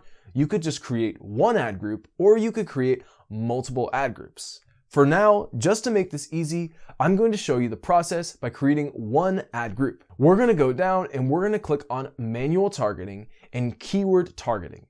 Now, something that's really cool is Amazon suggests different keywords for you. It knows what our product's about, and it suggests a bunch of different keywords, and we're going to actually add these keywords as well. Before we do that, we have to explain the difference between broad, phrase, and exact match. What's interesting is, usually exact match is more expensive than phrase or broad match, but in this case, it's actually reversed. So let's explain what broad match is first. Then I'll explain what phrase and exact are. Using this example here of carnivore jerky, broad match means we want to bid on any search term that includes the word carnivore and jerky, even if there are more words in there. On the other hand, with phrase match, the phrase carnivore jerky needs to show up. There can't be any words in between. As long as the phrase is intact, carnivore and jerky, there's nothing in between those words. Our ad would show up if we did the phrase match. The last type is exact match, and with exact match, I actually think exact match is the most powerful. Our ad is only going to show up if someone types in exactly carnivore jerky, nothing more and nothing less. Now, generally speaking, I recommend doing all 3 of these, but if you're going to be doing broad match or phrase match, you need to add negative keywords, and that's something we'll talk about later. So what you're going to do is you're going to go through here, and anything that seems relevant to your product, let's go ahead and add this. And you can scroll through here and you can add. There's so many different options it gives you. However, since we already have a list of keywords that we want to target, we're going to click on Enter List, and we're going to go ahead and paste our list in here. We're going to click on Add Keywords, and it says that 3 of our 24 keywords do not have a suggested bid. And so we're just going to put a bid of 92 cents for now. But we can look at these later and we can adjust these as need be. But if it doesn't even have a suggested bid, it probably means not a lot of people are searching for that anyways. So this is a list of all the keywords that we're going to be targeting, meaning that every time someone searches for one of these on Amazon, our ad is going to be showing up. At this point, we could add negative keyword targeting if we wanted to. Again, I'll talk about that later. Let's go down here. We can adjust our bidding strategy if we want. Let's have a campaign name for this, and let's just call this Manual Keyword Targeting for now. It says that a daily budget of around $14 is recommended. We're going to go ahead and click Launch Campaign. Now, I just showed you a very easy way of setting up your campaign, but ideally, you'd want to create multiple different ad groups for each of those different topics that you're targeting. By having multiple different ad groups, we can more easily control them and we can see which ones are actually creating a profit. But now, let me show you how to do product targeting ads. These are the ads that allow you to target your competitor's product. It allows you to show up right here on your competitor's page. So this is a very powerful type of ad for you to run. To do this, we're going to go back into our sponsored ad campaign manager. Then we're going to go ahead and click on Create Campaign. We're going to go to Sponsored Products and click Continue. We're going to call this ad group Product Targeting. We're going to select the product that we want to advertise, and then we're going to go to Manual Targeting. But this time, instead of doing keyword targeting, we're going to click on Product Targeting. We have 2 different options here. We can either target the entire category, which would mean every single product that's in the category of grocery and gourmet and beef jerkies and dried meats, which is probably something that I don't recommend. But if you wanted to, you could actually refine that. This is something that you can learn more in depth about in our Amazon FBA program, The Passion Product Formula. In fact, we go into multiple hours worth of content in the passion product formula. There's a link down below in the description for that. If, on the other hand, you don't want to target the entire category, you can go into the individual products and we can target all the individual products we want to show our ad for. So I'm gonna go ahead and get rid of this for now, and we're gonna go through here. We're gonna see what products do we think that carnivore jerky is most similar to, and what products does carnivore jerky look better than. We can add any one of these that we think is a good mix.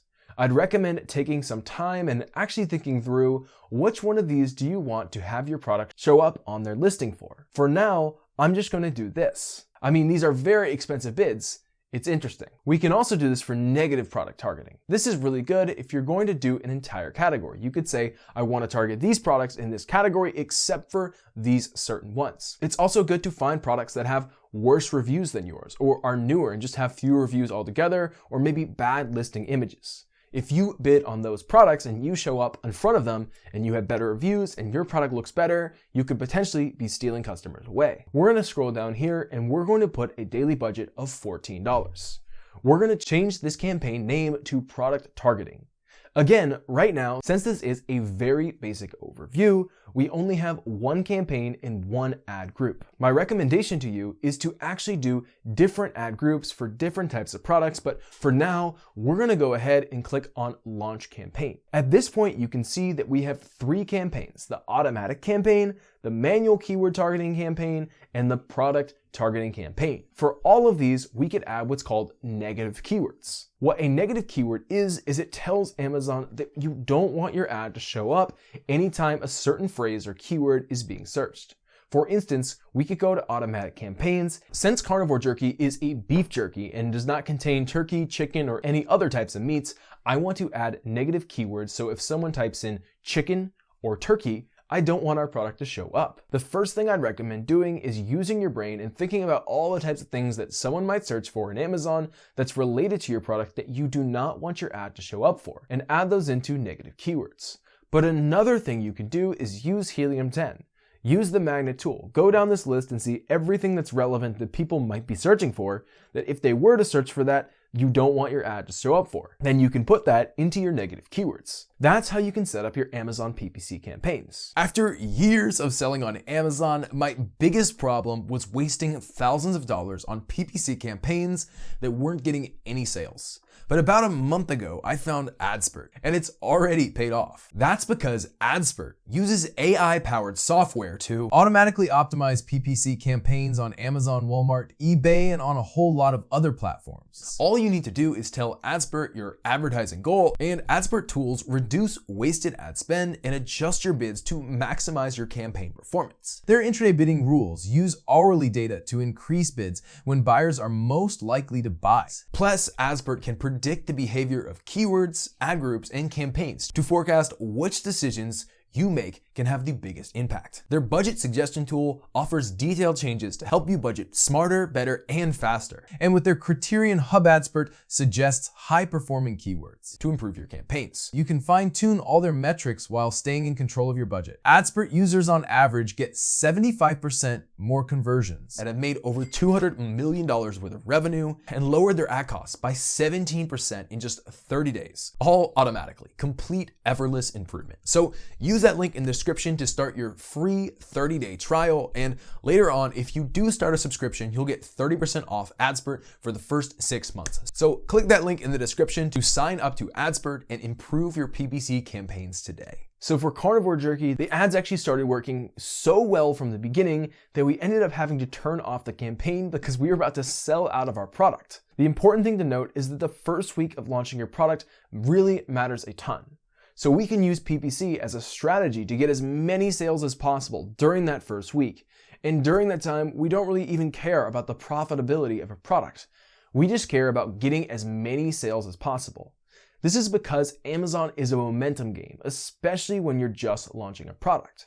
The thing is, Amazon is judging your product during this phase. They're looking at how successful your product is and how it's going to be. And it's judging your rank on an 8-day rolling basis. Basically, during these first 8 days, that's when Amazon decides where to rank your product in the search results. So the more sales we can drive, the better. And because the first week matters so much, we didn't even care if the first week would be profitable or not with our PPC campaigns. we only care to have as many sales as possible. And thanks to PPC, we managed to sell 48 units in just one day, days after launching. In fact, we actually ran into the opposite problem. We started building too much momentum. And I realized pretty quickly that we were about to completely sell out, especially since we only did a small manufacturing run. So we had to call up the manufacturer right away, and luckily they were able to get us a new order out within just a couple of days, which is one of the perks about working with a US manufacturer. They were able to ship it out to us fast when overseas that could have taken weeks. Even with that, we did still sell out, but at least we had more inventory on the way so people could still place orders even though they weren't Prime eligible.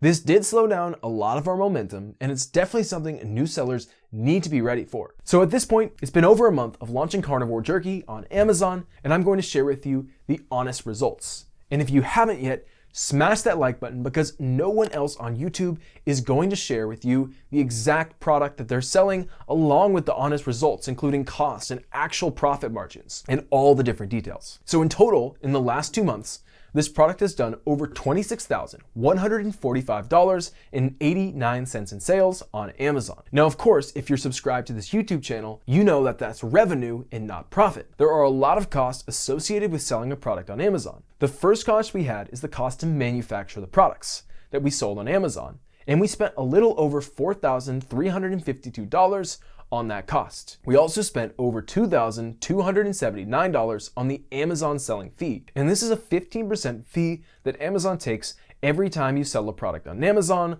whether you're doing FBA or FBM for them referring the customer to you. Now, if you're using FBA, there's an additional fee, and this is the FBA pick and pack fee.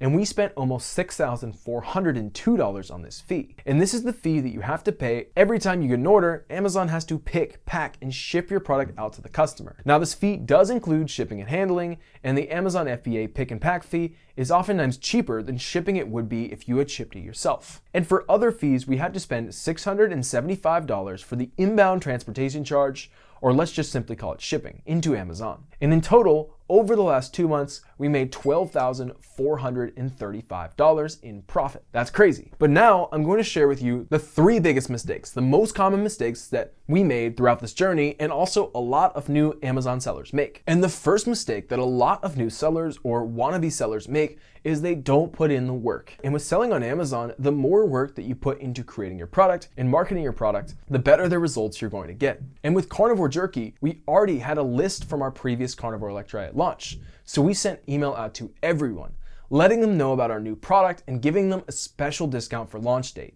That first wave of support from customers who already trusted us gave the launch a solid boost. But another huge thing to consider is using social media. If you really want to have a lot of success with your Amazon business, I recommend using TikTok, using YouTube, creating some kind of social media, or using influencers to promote your product. This is like putting jet fuel into your engine, and it's going to make your business absolutely explode if you do it. And an example of someone who did this really well was AJ. And if you don't know AJ's story, he was a bartender that lost his job during the COVID pandemic. He ended up joining the Passion Product Formula program and partnered with Travis on a product called Cocktail Cards. He worked really hard. He started releasing TikToks every day and talking about his product. And in his first year selling his product on Amazon, he did $500,000. And so yes, I do want to be clear with you that starting an Amazon business might take a lot of work up front. Once you get that machine working for you, you can remove yourself from the business and start making some passive income. But the second most common mistake that people make is not starting sooner. Brent, for example, had the idea for the Sear Pro a good year or 2 before he launched it. And since last year, he's done over $1 million in sales, around $300,000 in profit. He's doing close to $60,000 in profit every single month, which means if he would have launched his Amazon business 6 months earlier, he would have made an additional $360,000. So remember, every single month that you're waiting on launching your Amazon business, you're losing out on money. And most entrepreneurs get stuck in analysis paralysis because they're afraid of making mistakes. But remember, oftentimes it's better to move forward and make mistakes than it is to just stand still. This brings me to mistake number 3. And this is the third most common mistake that I see people follow, and this is that they don't follow a formula. A lot of wannabe entrepreneurs, they go to Amazon and they watch a bunch of videos about how to start a business, but they never make any steps forward. And that's because one person is saying to do this thing and another person is saying to do this thing. What you need to do is you need to pick a path and follow step by step that path. And that's part of the reason that we have the Passion Product Formula, our Amazon FBA program, is to provide you a step-by-step path that answers every single question that you have. And if you ever get stuck, there are weekly Q&A calls with Travis or other Amazon FBA coaches where you can ask your questions. So if you're serious about launching an Amazon business, I recommend clicking right down here below and joining the waitlist for our Amazon FBA program. So click right here if you want to join this program and click here to get more information. But the truth is you can follow any program. I would love it if it was ours and to bring you on for the journey, but what matters more than anything is that you choose a program and you follow it. So I really hope to see you guys more. I hope you've enjoyed this video. Thanks for watching. Leave a subscribe for more content and I'll see you next time.